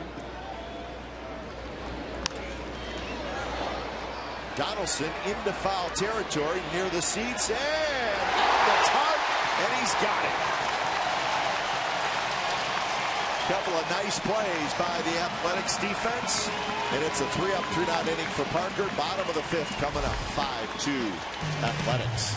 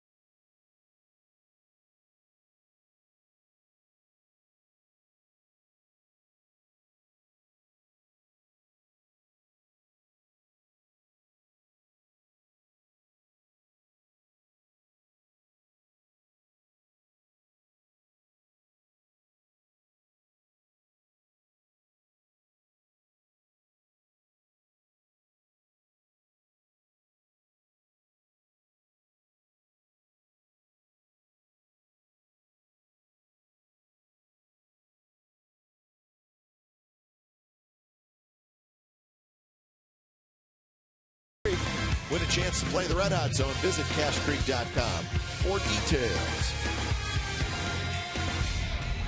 So a nice play by Donaldson to end the top of the 5th inning, leaning over the tarp. That's local knowledge, knowing how much foul territory is here and not to give up on anything. So when it's time for change, think Speedy Oil Change and Tune-Up. Your oil change, tune-up, and smog expert. Steve Johnson comes in. 9th appearance for Johnson. Johnson has started a couple games for the Orioles. The interesting story with Steve Johnson is that his father, Dave Johnson, also pitched for the Baltimore Orioles.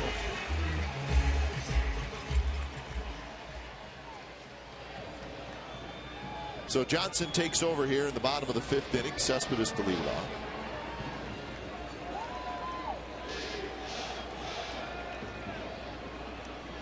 So Zach Britton, it was the 3rd inning that did him in a big way.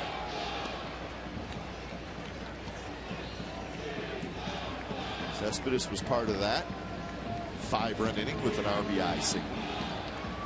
Well, as many innings have gone with the A's, the home run was a big part of it. Stephen Drew breaks the ice. Ended up getting up twice that inning. So well.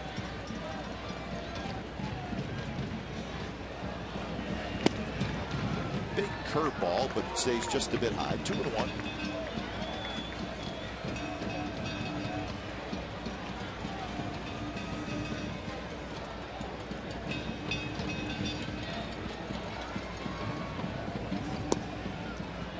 Fastball just a touch off the plate. So now 3-1. Johnson's a 4-pitch guy. Doesn't go overly hard. 90, 92. Pretty straight fastball. He's got that big curveball. And he missed in the same spot, and it's a leadoff walk to Cespedes. So we got an October Quest update from the studio. Here's Brody Brazil. Now batting, first baseman, number 22, Chris Carter.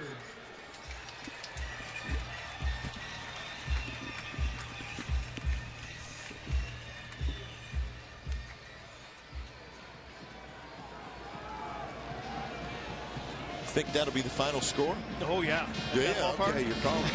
Seattle 7, Texas 6 in the 8th. Carter goes around. Remember, the Royals beat the Angels 3-2.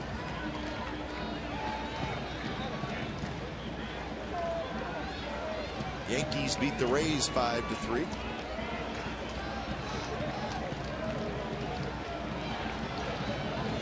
Oh-1 to Chris Carter. Carter had a big hit in the 3rd inning. A 2-run double.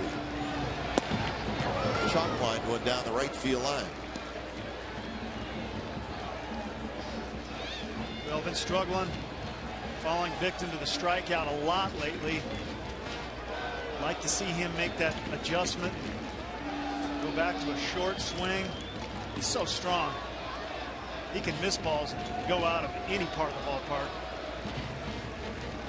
There's a nice piece of hitting down the right field line. There's that big overhand curve that stays outside.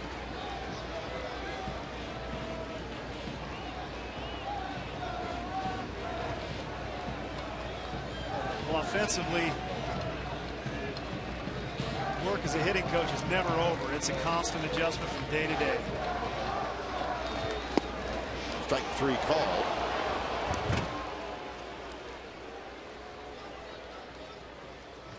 Tomorrow is A's Fiesta Day, driven by Chevrolet. Come early to enjoy the pregame Fiesta featuring Chevrolet's Ride Drive event, live Lucha Libre wrestling, mariachi music, a player appearance, and more. One lucky fan at the pregame Fiesta will win an authentic Atleticos jersey and the chance to throw out the ceremonial first pitch. In addition, 10,000 fans will receive an Atleticos tote bag, courtesy of Chevrolet. For more information and tickets, go to oaklandathletics.com/fiesta. Mr. T's in the house again. Oh, yeah. Must mean we're doing the A team tonight.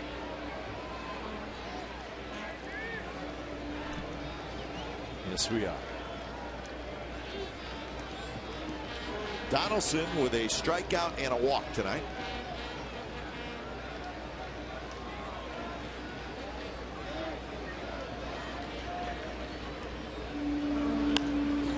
This one's popped up and it should reach the seats, and it will.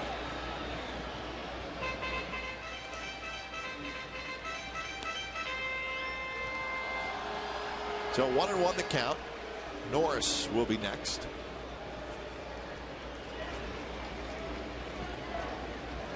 Zach Britton, just 4 innings tonight, 5 earned runs. Gave up 4 hits and 4 walks. We talk about his last outing against New York. Walks were the culprit that outing as well. He had 5 that day, so command issues persist for him.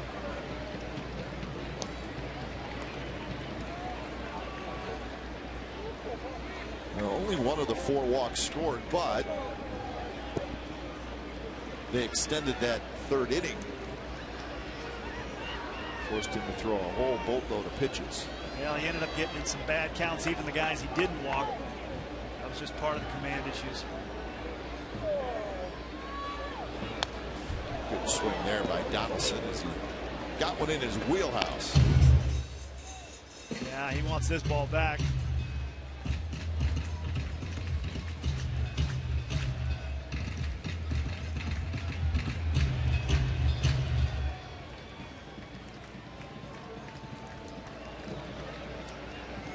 Crowd tonight here at the Coliseum, 20,342.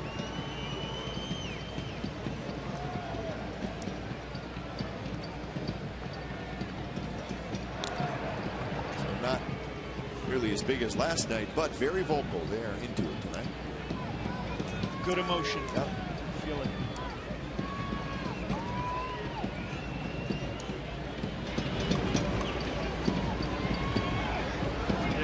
Steadily getting bigger. You would think. Lines down. That's usually how good these guys are playing. Final 6 will be at home.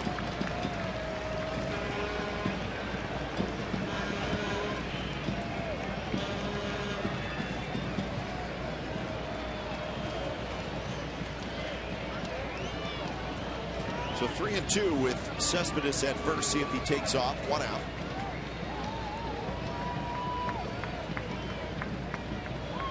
Does not. It's hit towards center. Hit pretty well, but room for Jones, who circles around it. So Jones makes the catch for out number 2.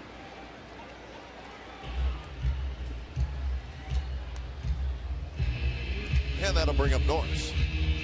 Now batting the catcher, number 36, Derek Norris.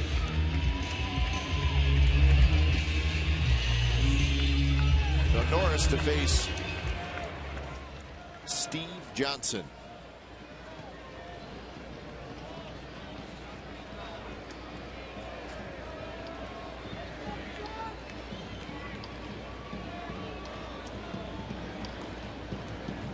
Johnson was originally with the Dodgers, but he was traded from the Dodgers to the Orioles in 2009 for George Sherrill. Sherrill going from the Orioles to LA.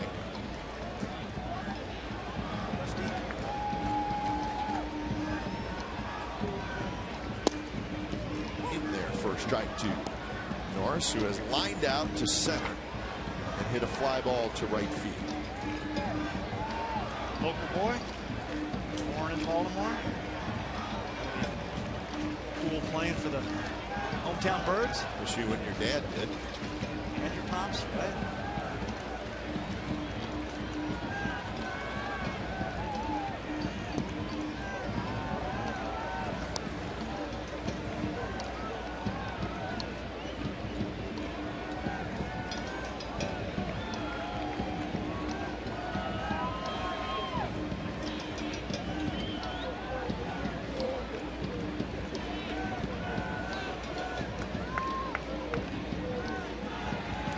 Cespedes says I'm ready if needed. Wieters drops the mask and he's got it. Side retired. Leadoff walk to Cespedes. That's it. And And we're on to the 6th. Still 5-2 Athletics.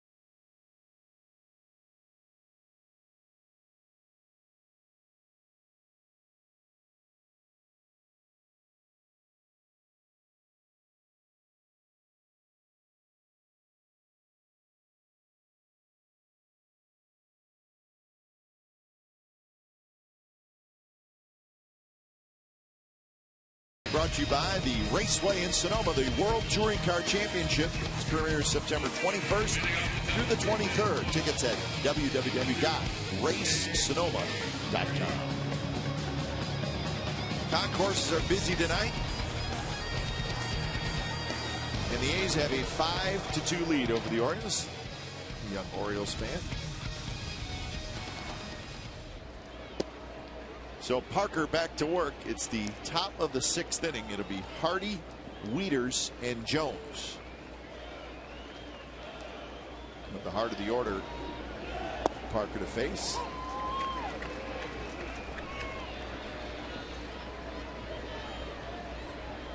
A couple earned runs in 5 innings so far. That one's hit hard. On the back end is Donaldson. Picks it clean. Throws, and Carter keeps his foot on the bag, and that's out number 1. Another nice play by Donaldson. Guy goes, I taught him everything I know. Kind of a tough in-between hop right there. He had to go to a knee. But it's nice when you got that much arm. You can take your time. Consistency's been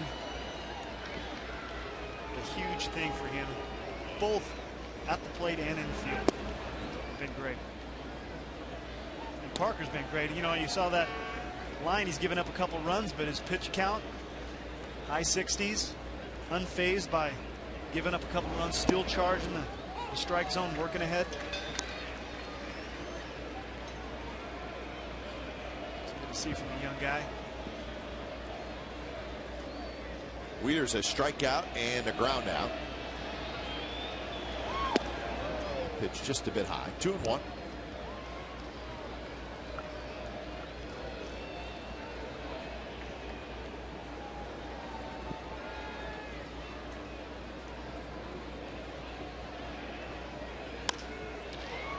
Hit to left field where Cespedes goes back, and he's got it. So 2 outs here in the 6th inning. 7 in a row retired by Jared Parker.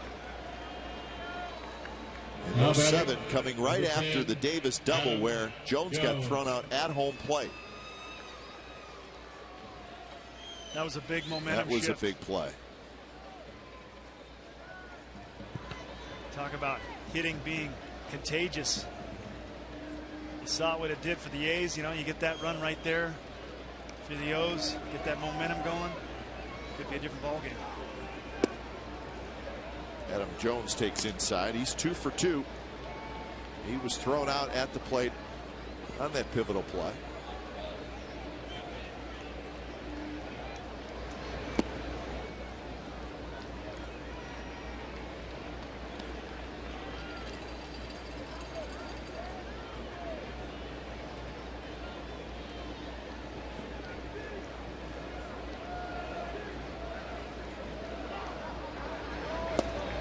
Good pitch there, 2-0, and Parker paints the outside corner with a fastball.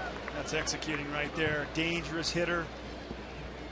Already got a couple hits. He's feeling good. 2-0 count. You paint that outside corner. And that one just a touch low. Could have got that pitch too. He wanted it. So snatched that ball back from Norris. It's cheese at the knees. See if it's low. That's borderline. Definitely caught enough plate. So now full count.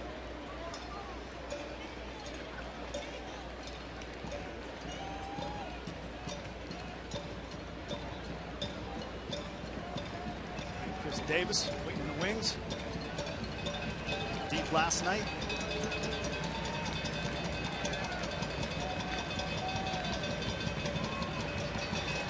And that pitch is outside with a 96-mile-an-hour fastball.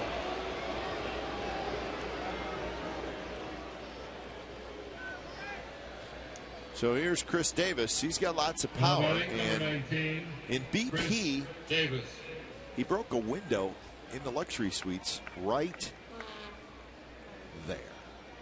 Not only is that a long ways away, to actually go through the window, it's got to be still going.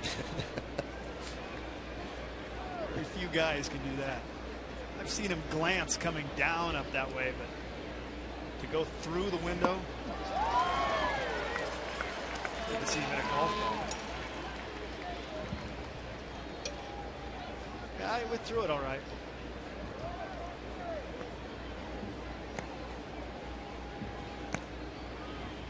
Tonight, Davis a strikeout and then that double into the corner.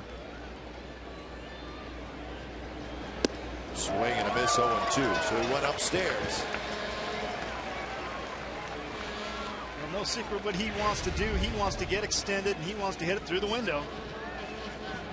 And as a pitcher, you want to tie him up. You want to live in that upstairs region and you want to stay under those hands. If you miss over the plate, he is dangerous. That one way high. 1-2 the count. 26 home runs for Davis. One thing you got to say about this young staff is they are not intimidated by big time hitters, big time power guys, guys that they probably should be a little nervous of. They seem to go right at them. Rosales, the second baseman, playing well out into short right field. Drew slid over near second base. Winning pitcher last night was Tommy Malone.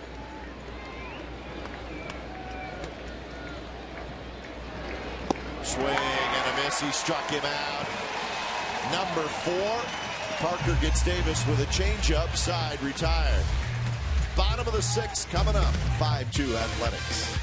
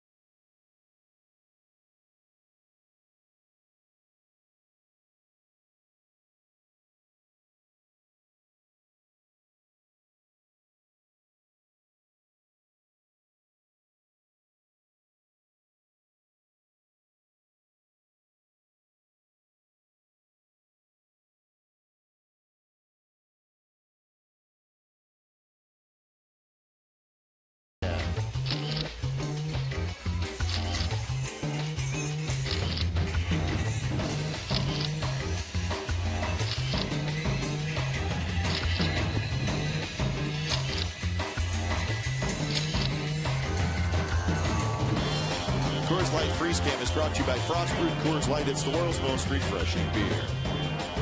We got to get Gallego to loosen up a little bit in that dugout. That was a pretty mean look he had. Yeah. We're going to tell him about it tomorrow, too. Very serious. Look at him. Game face. That's game face. But we will also tell you, he's one of the nicest guys you'll ever meet. He is, absolutely. He's one of the funniest guys. He is funny. Yep.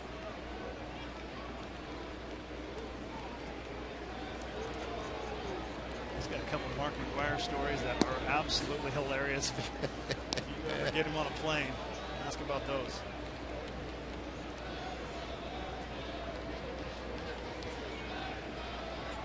One and one to Stephen Drew. Drew's had 2 at-bats in this game, and they've both been in the 3rd inning. He homered and struck out.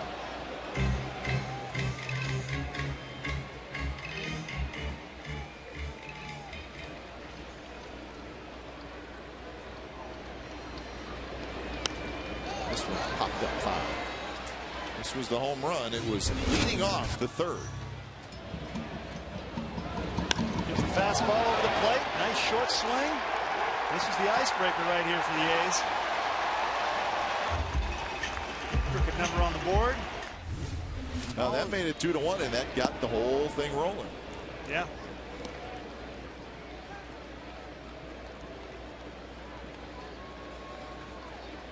Two the count. Rosales will be next, and then Coco Crisp. Steve Johnson in his 2nd inning of work.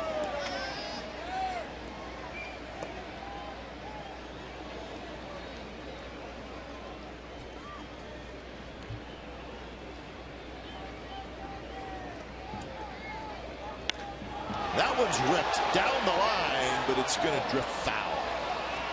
So he just jumped on a high fastball.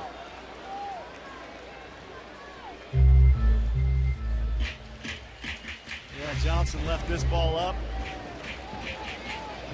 And Stevens got the home run bug. Just hooks foul. Gotta love that short swing. Great approach. Very quiet. Does it again. This one is fouled as well. Another high fastball. I guess when you see a guy good, you see a guy good. He seems to see Johnson really well, at least up in that area. I'm betting he doesn't get it again.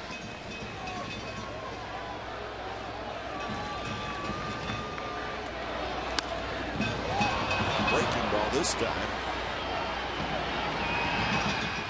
Clough has it, and that's out number 1. Can't watch the A's on Comcast Sportsnet? Watch MLB.tv. Subscribe today to see every A's out-of-market game live online in HD quality. Features include choice of home and away broadcasts, multi-game viewing, and the ability to pause and rewind live games. Visit OaklandAthletics.com to order. MLB.tv, baseball everywhere.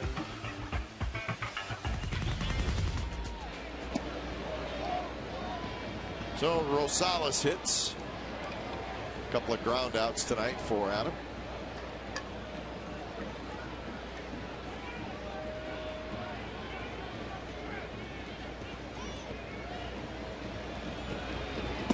There's that big breaking ball. So obviously a pitch that Steve Johnson likes. I've seen him use it quite a bit in his inning in the 3rd of work. It's got a lot of size to it and pretty good speed change. Overly sharp. He doesn't have great command of it, but it's a pretty drastic difference from his fastball, speed-wise. Fastball's pretty straight. Might be a little sneaky. Seems to get on hitters a little bit, except Stephen Drew. Turned it around twice. This one's hit down toward the Orioles bullpen. They are scattering down there, and it heads into the seats. So everybody cleared out, or most of them cleared out. Well, Indy came in there pretty hot, and the pitchers left, but they left their chairs. Chavez is probably like, can you help me out here and move some chairs? He's not getting any help. They're stretching. I mean, I can't help you right now. I'm stretching. The hamstrings are tight.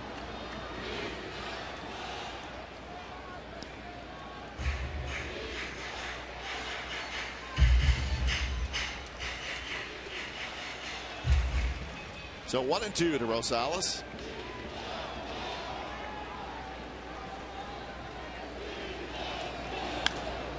Again, down toward the bullpen. This one a little shy of the bullpen. That is foul ball alley down there, boy, in this ballpark. I guess in any ballpark, down the lines a little ways. Most ballparks, that's about 40 rows deep. Here it's a 2.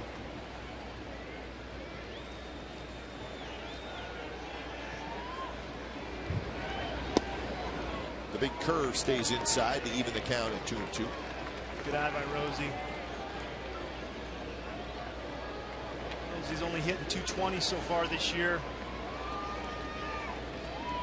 Limited time, but he's been playing amazing defense. Swing and a miss. Breaking ball that stayed up. Rosales swings and misses.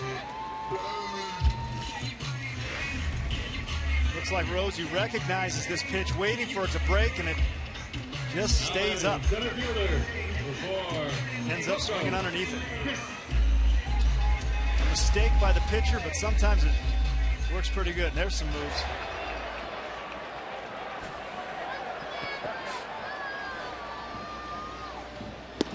First pitch to Coco Crisp is a strike. Couple of walks tonight for Coco and a ground out. He was robbed of a hit in that first inning. The A's have received 5 walks, so they have received more walks than they have hits.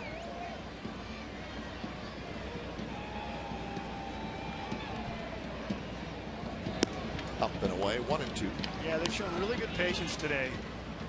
They knew Britton is susceptible to getting into some hitters counts and possibly walking guys, and they did a good job of waiting him out.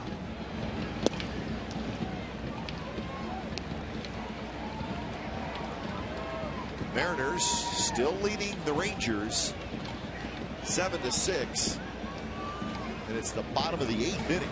Swing and a miss by Coco Crisp. So 3 up through 9 inning with a couple of strikeouts for Steve Johnson, and we are on to the 7th. Still 5-2 Athletics.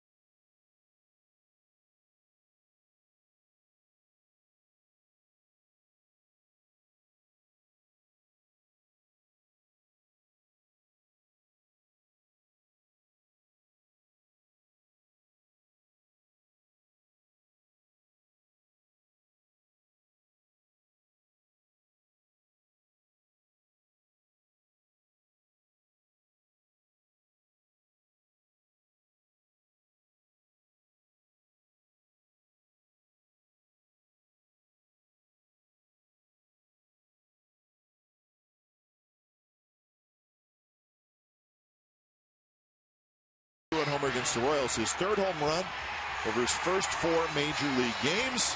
They had to review it just to make sure it was a home run, and after they reviewed it, they said it was a home run. Since 1900, only 12 players have hit 3 or more home runs through their first 4 games. 4 of those players did it this season. Yoenis Cespedes did it. Will Middlebrooks did it. Yasmani Grandal did it, and Manny Machado.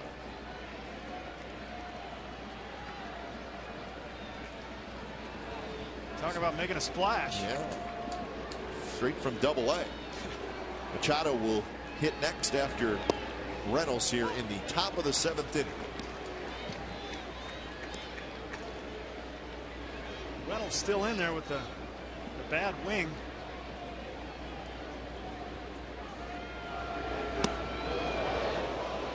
And Parker still in there with a good pitch count. That was 84.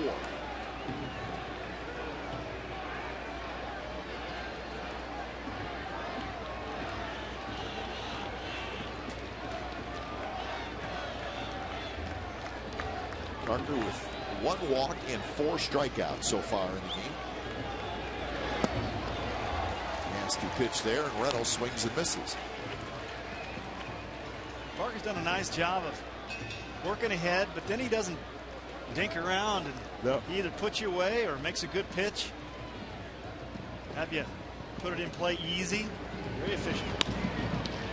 It's looped toward right center, and it's going to fall. So Reynolds has his 2nd hit.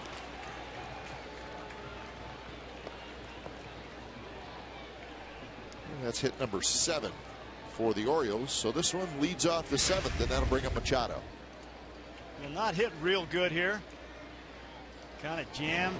Now batting, number 13. Kind of fillets it over there. Soft little looper into right. Makes the elbow feel a little bit better, I bet. Machado has reached on a fielder's choice and grounded out. Doolittle starts to throw. Parker. First pitch strike. That's what I'm talking about. You give up a hit, kind of a chinker. Next guy comes up, first pitch, jumps right back ahead, unfazed. That's what you want in your pitcher. And a quick 0-2 to Machado. Endy Chavez is in the big circle.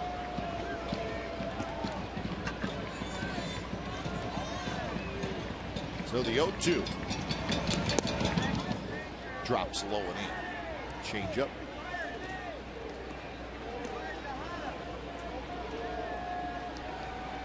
What a surprise, huh, Scott? Rookie starting the game, and we got a rookie in the bullpen.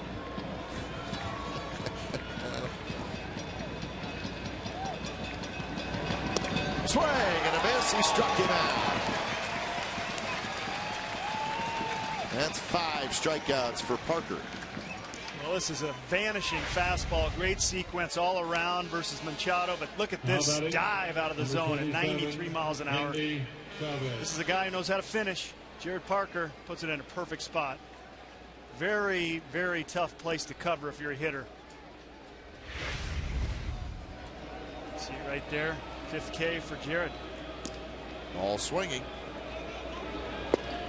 And a first pitch strike to Endy Chavez.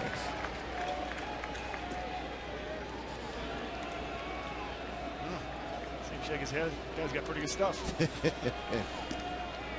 Yes, he does. You'll get to face him a lot in your career.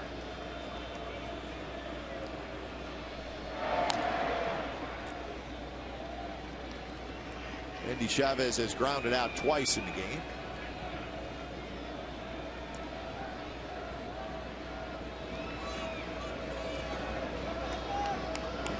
Short lead by Reynolds at first.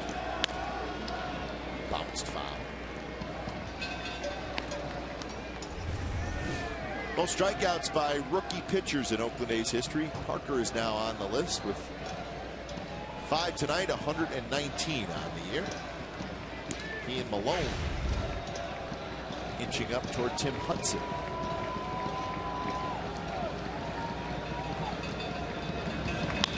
Pitch, big chopper. Drew has it. He flips with the glove, and Rosales grabs it. They get the out at second base. What a play by Stephen Drew. Wow. Well, another one for the highlight reel. Big chopper by Andy up the middle of this ball. Seemed to take a big hop there at the end, but Stephen Drew grabs it.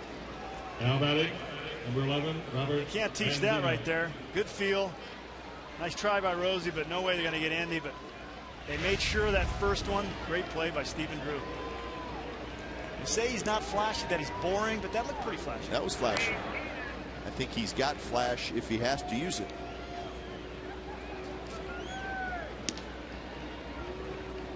No big deal to him. So this is the 9th place hitter, Robert Andino. And Andino hits one very high, left field line, foul territory, and there's Drew, makes the catch, side retired.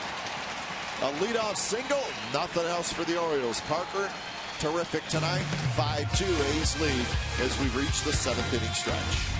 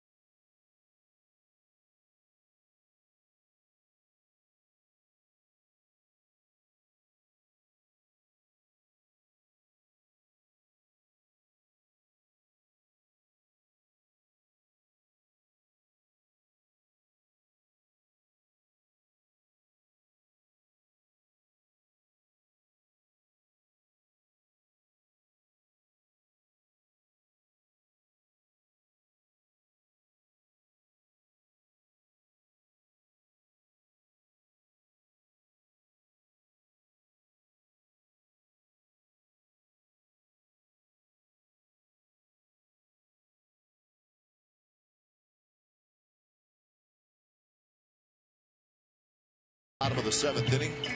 7 innings, 7 hits, just 2 runs, 94 pitches.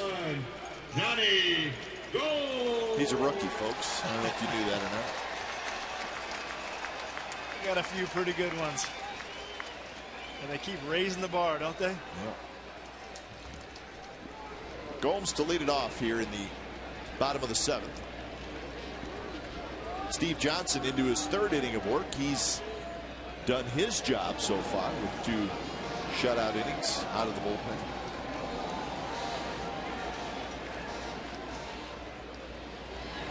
First pitch to Gomes, swing and a miss. Yeah, Johnson's come in and done a really nice job. A's hitters have not seen that fastball real well, with the exception of Drew. And well placed that fastball, and it's a strike. 0-2.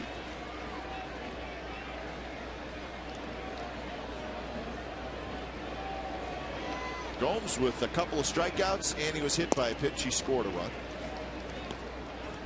Hitting in the 2 spot, DHing tonight.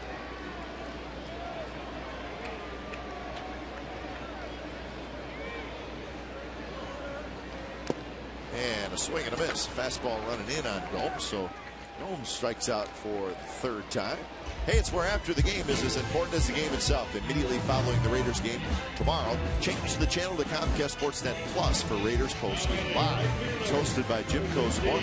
Also, Bill Romanowski and Lorenzo Neal. Kate Longworth and insider Paul Gutierrez will be live in the locker room Sunday, immediately following the Raiders-Dolphins game.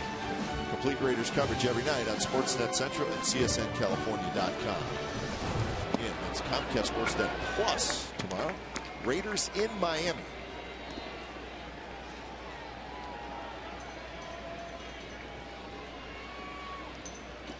Oh, 1 pitch to Reddick, and now it's 0-2. Reddick got 2 fastballs, and he just swung right through them, 89 and 90 respectively, but it's got to come out of his hand quicker than that. And that one's ripped into left center field, and that's a base hit. Jones backhands it. And Reddick's going to hustle into second with a sliding double.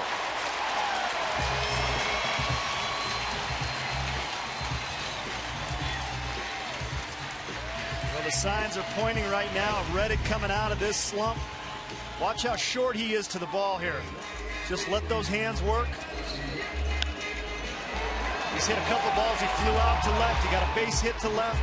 Now he lines one up the middle. Just left to second base. This is what him and Chili are working on. Short to that ball. He makes that kind of contact, he's going to hit home runs just by accident. Big hit for the A's right there.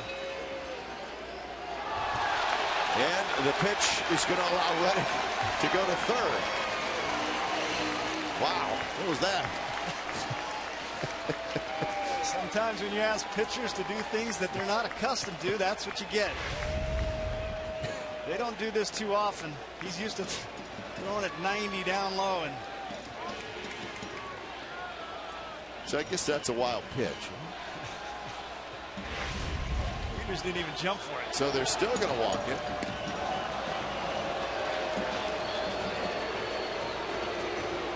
This still could get interesting. There you go.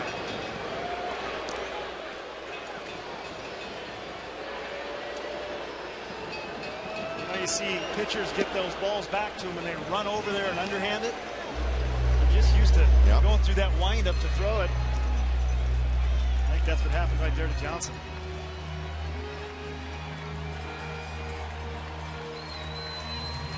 So first and third, one out. And Chris Carter's the hitter. Well, the A's have been so good as of late, tacking on, getting a little padding when they've given the opportunity. And they have the opportunity right here. Let's see if they come through again.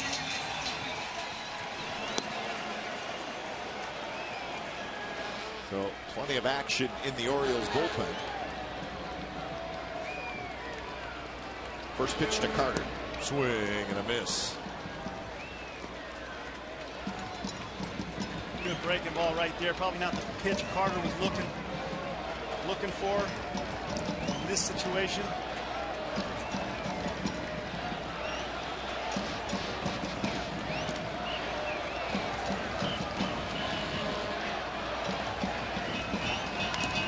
Another big breaking ball, and Carter this time just got a piece of it. So 0-2, Carter with a walk, a 2-run double, and a strikeout. Well, for Chris Carter right here, you got to shorten things up. Let the ball get deep, see it, and expand the zone a little bit. You need a ball in play right here. 1-2 pitch, check, swing, and he got a piece of it.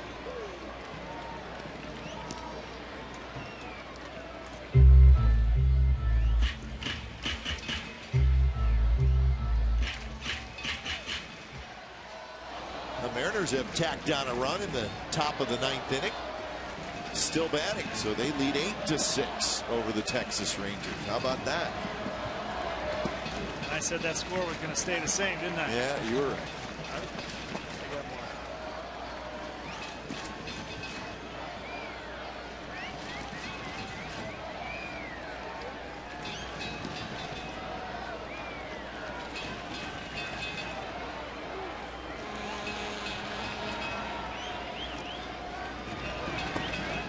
By Weaver, so the count now 2-2.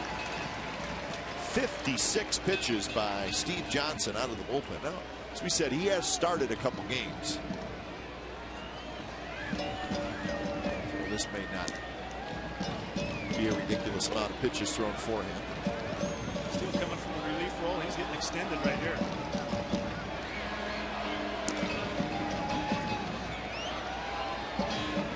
That's a curveball, and that one stayed high. Guess if you see that curveball enough, you start to get a better judgment on it, right? Not as much as a surprise because of its size. But right here as a hitter, it's easy to relax and not keep that 2-strike approach once you get to 3-2. Still need to maintain that short, two-strike approach to just get the ball in play. Pitch to Carter, breaking ball, not close. Carter walks and the bases are loaded. And it's going to be Donaldson to try to do some more damage. Well done by the big guy right there. Waited him out. You can't get your pitch. Let the next guy do it. Donaldson's been swinging as good as anybody, so he too doesn't want to get too big. Looking for contact.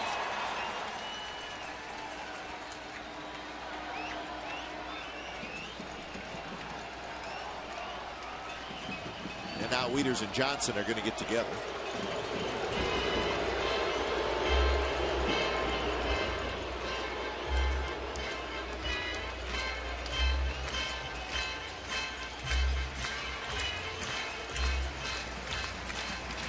Reddick at third, Cespedes at second, Carter at first.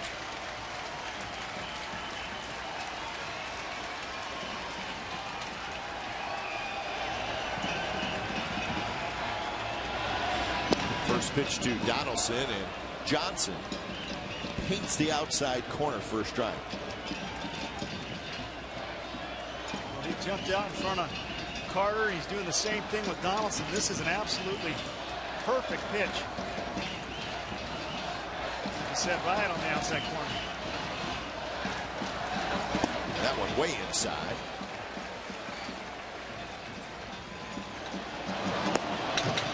So Scribner joins Doolittle.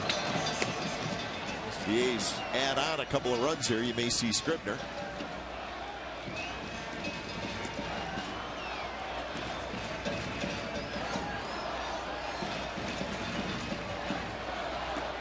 One to Donaldson.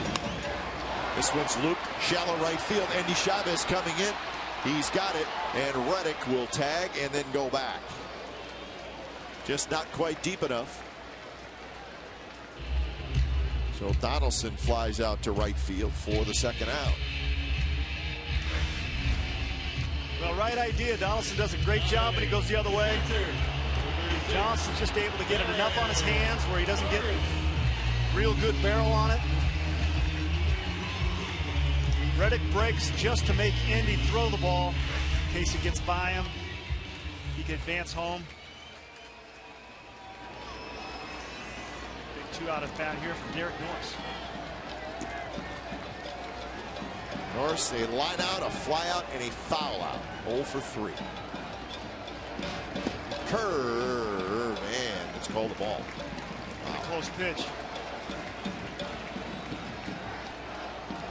There in the bottom of the ninth now in Arlington, with the Mariners leading the Rangers 8-6. Mariners have brought in their closer Wilhelmsen.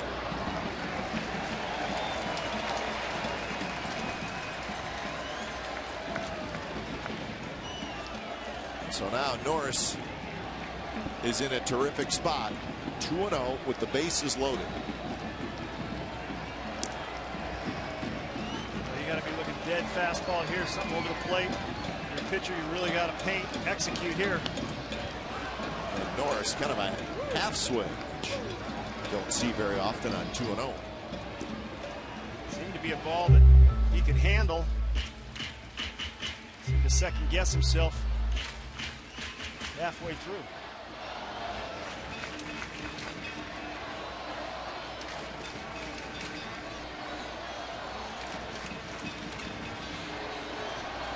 Two one, and a big swing by Norris, and he fouled it straight back. Got a good pitch, got a good swing, just missed it. Slightly elevated, but he looked like he was on time. He's got the lower half.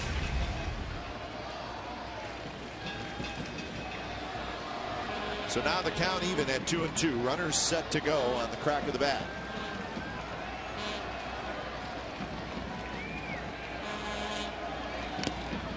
Foul tip.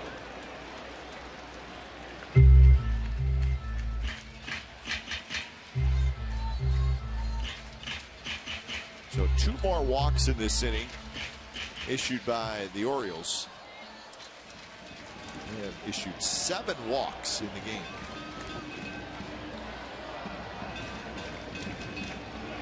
so far, one of those walks have scored.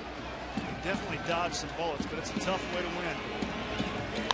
That one hit well foul down the left field line. Plenty deep into the second deck. Looks like it went right down the walkway. That one might rattle around a little bit. I don't want to know what's going on at the end of that tunnel. I bet there's a pile up. Fumble.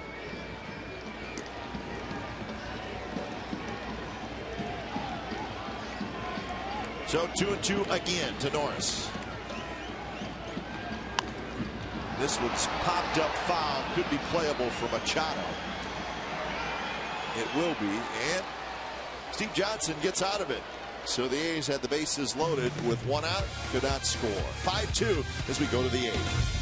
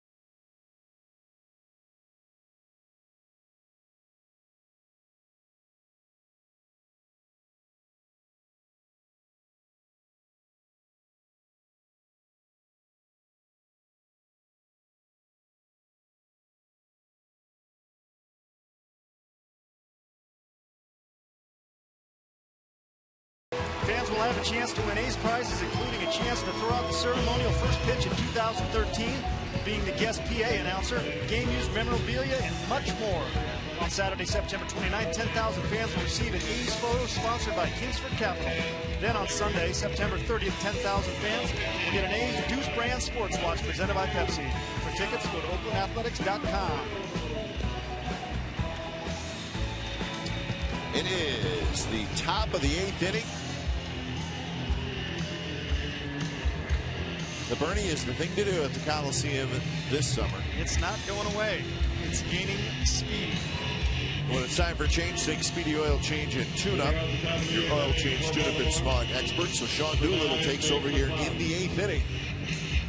A's with a 5-2 lead over the Orioles. Derek Barton comes in the game at first base. Overall, the A's have won 7 out of their last 8. They've won 16 out of their last 20. Peter's leaving. X leaving. Where are they going? Get a hot dog. I hope they're coming back. 0-2 to Nate McLeod. Single home run and a foul out for McLeod.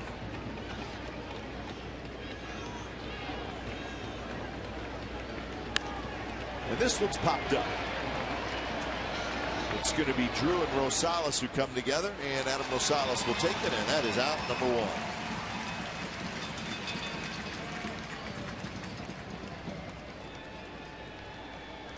1. Now batting, number 2, J.J. Hardy.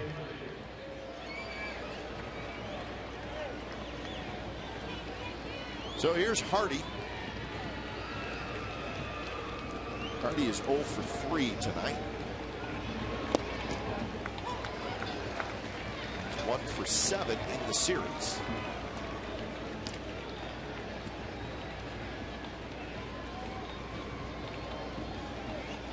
On deck is Matt Wieters. And a high fastball swing and a miss. Doolittle just threw that one right past Hardy.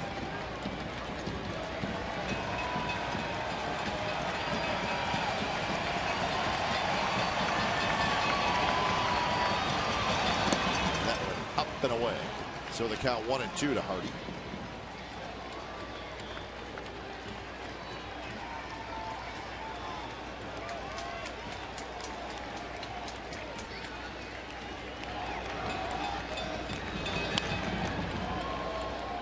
They wanted the high fastball again. Doolittle, of course, has that good velocity. Funny this year, Scott, he's actually been tougher on right-handed hitters than left-handed hitters. Those weird numbers. Fastball swing and a miss. Struck him out. Blew it right by him at 94 miles an hour. All right, for an October Quest update, let's head back to the studio.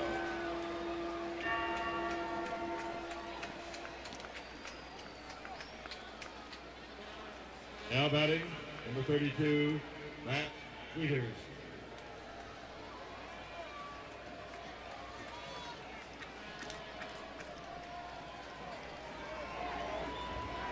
How about that? 2.5 back. Getting closer. Said it many times. We'll say it again. 7 of the final 10 games that the A's will play this year will be against the Texas Rangers. There you go.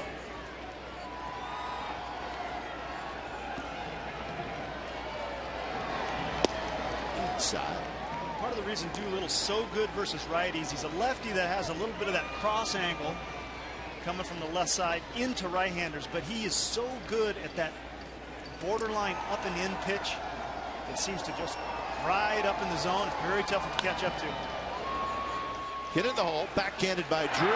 Throw to first, side retired. Doolittle has a 3-up, 3-down inning. Bottom of the 8th coming up. Still 5-2 Athletics.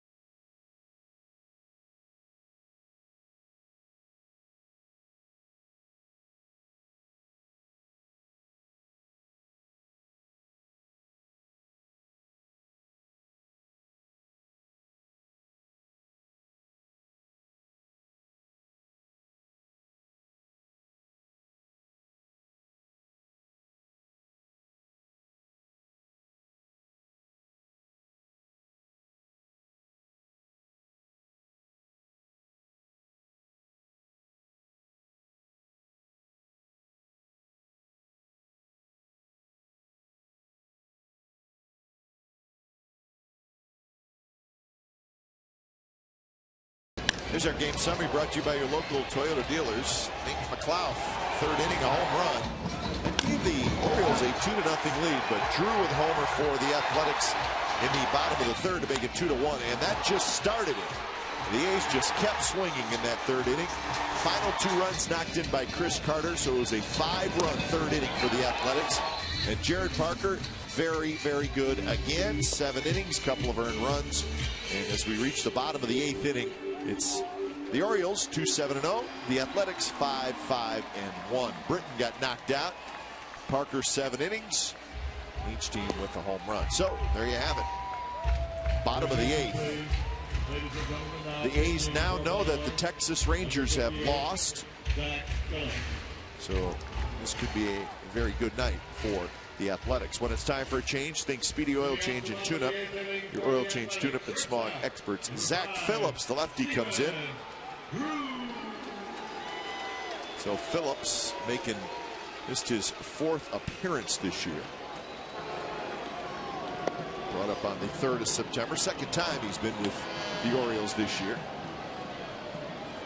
And Balfour starts to throw for the Athletics.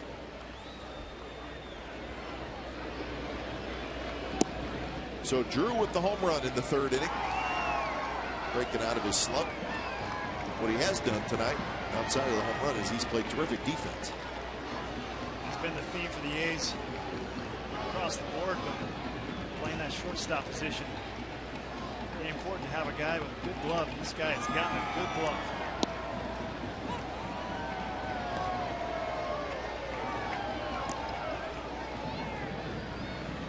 Rosales will hit next, and then Coco Crisp here in the bottom of the 8th inning.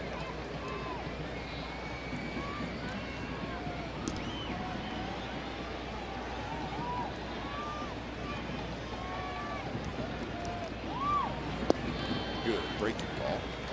The Yankees beat the Rays earlier today 5-3. Nova over Shields. So the Rays road trip struggles continue. They're now 1-4 on their trip. Baltimore and New York.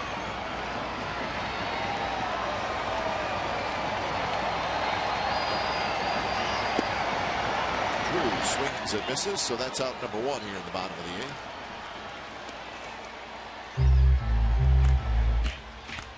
Time now for the AT&T U-verse reverse replay. Well, if you can't score some runs, sometimes you can hope for a base running blunder, and this is exactly what happened with Adam Jones right here. Nice play by the A's. Cespedes in the corner, hits Drew. Jones tentative around the bases, didn't pick up the third base coach, and what a feed from Drew to Norris, and Norris makes an amazing tag. Big play. Could have been a floodgate opener. Well, you never know, right? It's going to be 2nd and 3rd, nobody out. And now you got Parker on the ropes. You got him on the ropes, and you never know what can happen. We saw it with the A's. Stephen Drew gets a big home run. A's catch fire behind it, a couple base hits. That easily could have happened over in that Oriole dugout. Really a big break right there for the A's. It's kind of one of those mistakes that you just can't make in a pennant race.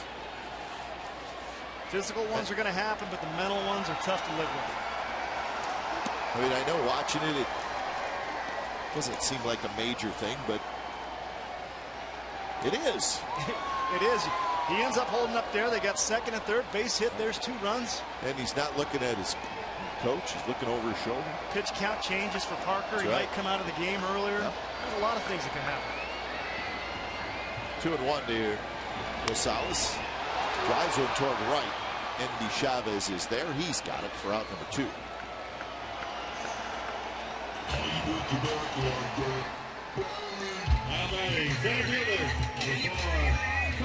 So here's Coco Crisp. Both the Tigers and the White Sox won today. Detroit beat Cleveland 5-3. Sanchez over Masterson. Sanchez took a no-hitter into the 7th inning. Cabrera hit a home run. So the Tigers win their 4th in a row. The White Sox beat the Twins 5-3, and Liriano, he took a no-hitter into the 7th inning. How about that? So the White Sox hold on to their 1-game lead over Detroit in the Central.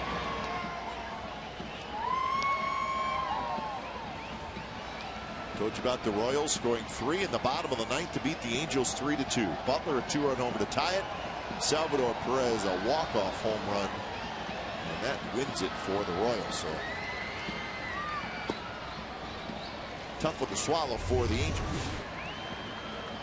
So with all that said and done, Angels 3, Rays 3.5, Tigers 4, and the games back are of the They are back of the Orioles, the second wild card team. So you see the A's got a fairly nice little lead in those wild card standings because they are the first wild card team right now.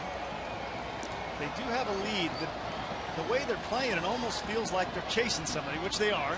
And maybe that's good. And I think it's really good that they seem convinced that that's their goal. Well, now they're.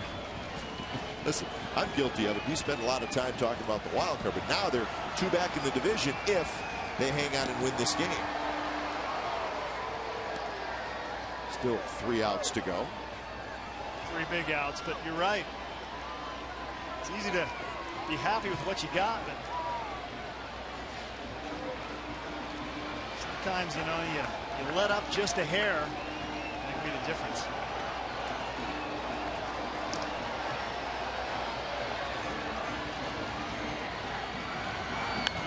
Coco popped it up.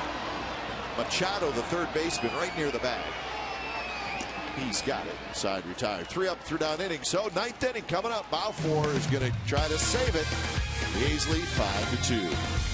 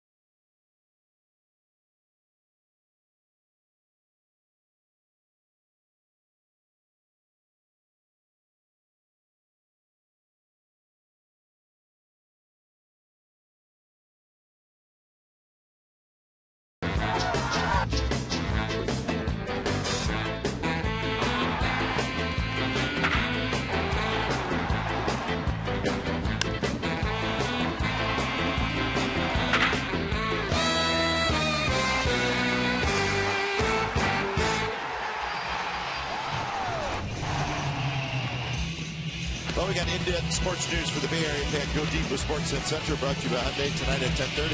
And it's over on our sister station, Comcast Sportsnet Bay Area. It is a busy, busy day in Bay Area sports. There's all the highlights from this A's game, all the highlights from the American League wild card, and, of course, the Rangers game. Stanford, pretty good day for the Stanford Cardinal. And for Cal, well, they took the Ohio State Buckeyes right down to the wire. So a couple of great football games today. John Henry Smith, Henry Wolford will host Sportsnet Central.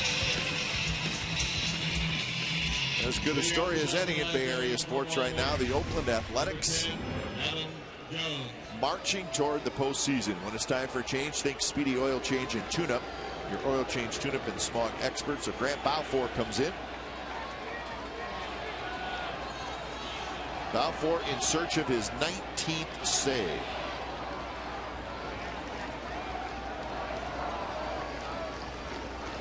First pitch to Adam Jones is a strike. So Parker goes 7. Doolittle pitches the 8th.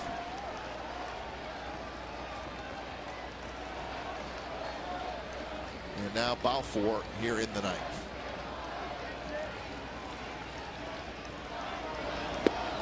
there's so many things about the A's that have made them so impressive.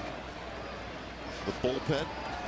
I mean, now you get through 6 innings and start feeling pretty darn good. It's not only good, I mean, it's lights out. I know they had a few rough patches in the 9th for brief periods, but they're really not. Yeah, when you start think about other teams who have bullpen struggles. I mean, there has not been a whole lot of struggling. The numbers are crazy. They have been so good. Reddick in, and he's got it. Out number 1.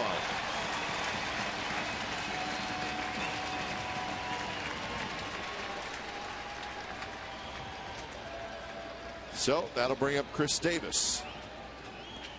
Now batting, number 19, Chris Davis. About 4.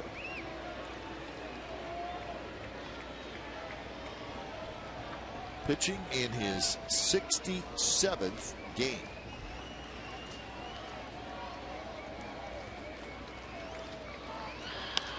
And that one right up the middle. And diving is Drew. He was diving to his right because he playing the shift, cannot quite get it. So Chris Davis has a 1-out single here in the 9th inning. Well, join us tonight, A's Postgame Live for the A-Team. It'll be a special presentation of 4 broadcasters, Ken Court, Vince Cotroneo, Scott Hatterberg, and myself. We're going to get together, talk about discuss tonight's game. We hope it's a victory. And we're going to call it the A-Team. It's only on A's Postgame Live right here in Comcast Sportsnet, California. And it's coming up after the game.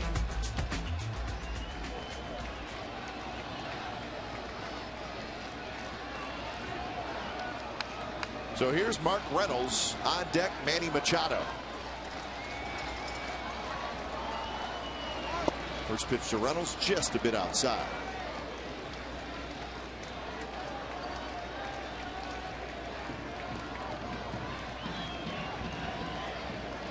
Reynolds got a base hit to right last time up, second of the day. Also had an RBI double in the 2nd inning.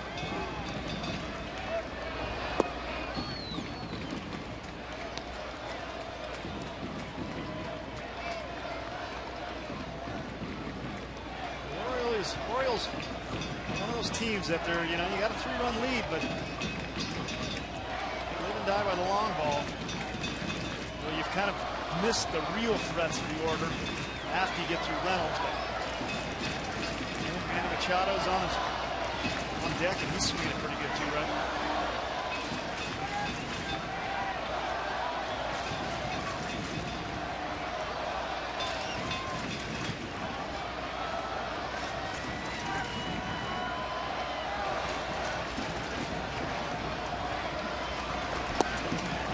Just a bit low, and now it's 3-0.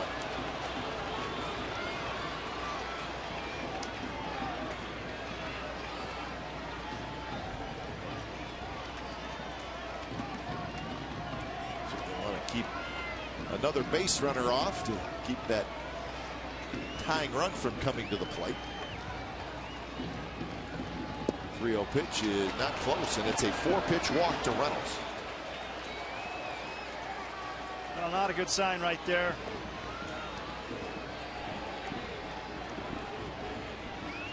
Saw this in one outing in Anaheim. Just loses a little bit of control on that fastball. He missed a couple close ones early in the count.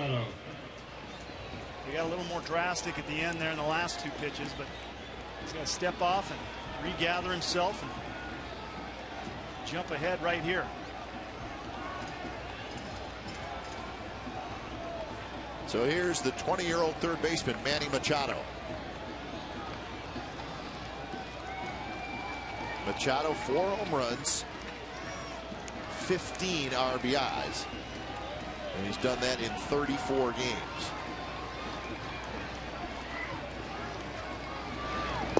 First pitch off speed, first strike. Good call by Norris right there. Sometimes after you throw 4 straight fastballs, it's good to grab a different grip, throw a breaking ball, change it up a little bit, change the feel. Sometimes helps. Davis, Reynolds, the base runners. Roll foul. Machado went after a breaking ball. So now Balfour is out in front 0-2.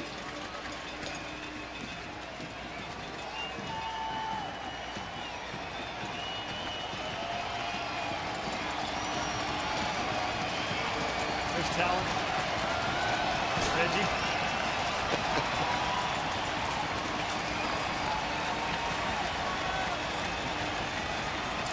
Long look by Balfour. And the pitch is hit toward right center, but room for Reddick. He's got it. Davis will tag. He'll go to third, but it's out number 2.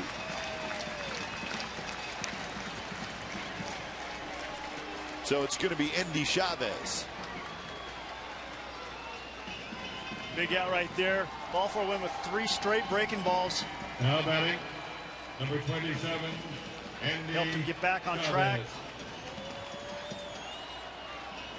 They're going to talk it over on what they want to do here. And he's an aggressive hitter. Likes to swing early.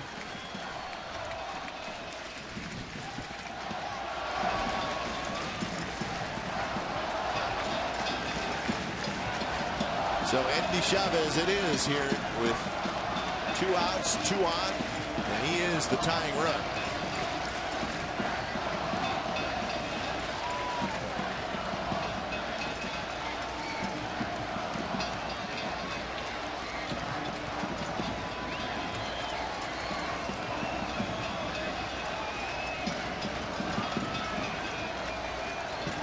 Balfour's taking his time here. Up, adjusted. First pitch is outside as the runner Reynolds takes off for second base. Pretty close breaking ball right there. Robert Andino waits in the on deck circle. So second and third now. Count 1-0 to Endy Chavez. He's grounded out 3 times.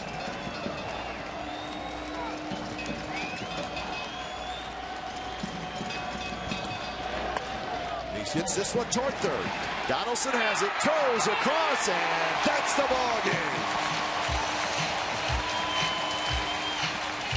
Not just another win for the Oakland Athletics. They win, Rangers lose, and the A's are 2 back in the American League's Western Division. Business as usual. So all the runs the A's scored came in the 3rd inning. Started with a Drew home run, ended with a Carter double, and that's all the A's would need. So Parker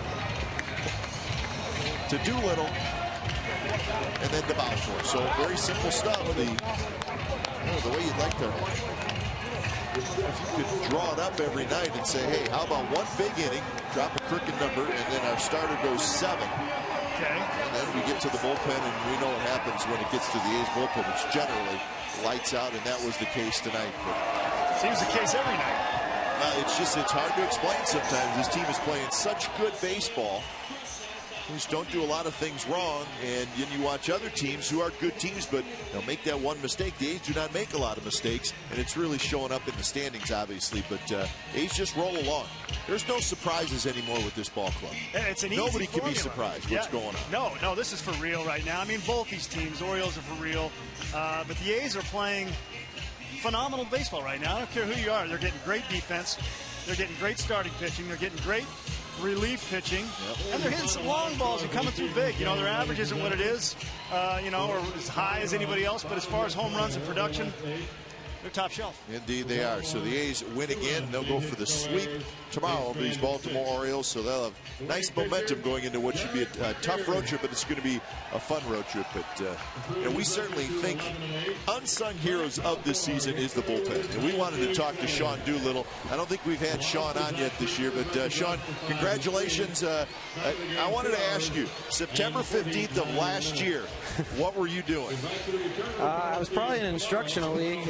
Learning how to pitch, right? Probably learning how to pitch. I did it in college, so I was probably knocking the rust off in an instructional league in Arizona. I'm not even sure if I would have had an outing down there yet.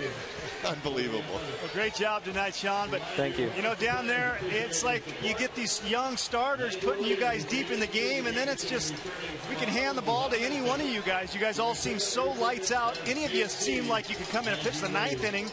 So is that confidence, I mean, is that just bubbling over, and it seems like it's getting greater every day? Is it really that confident down there? Absolutely. I mean, they do the hard part. They get us into the 7th, 8th inning, it seems like every night, and they've done an outstanding job. And, you know, we feed off that. We get confidence from their performances, and, you know, it gets us amped up, ready to come into the game and close the door.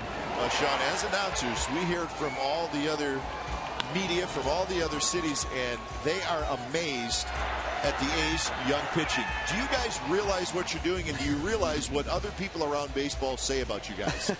We're starting to figure it out. But I think that's another thing, is that there's a lot of guys going through this for the first time, and seeing, you know, one of the other young guys have success. I think, you know, it goes down the line, and it helps each of us. And I mean, to be honest, we're, you know, not too concerned with what other people are saying.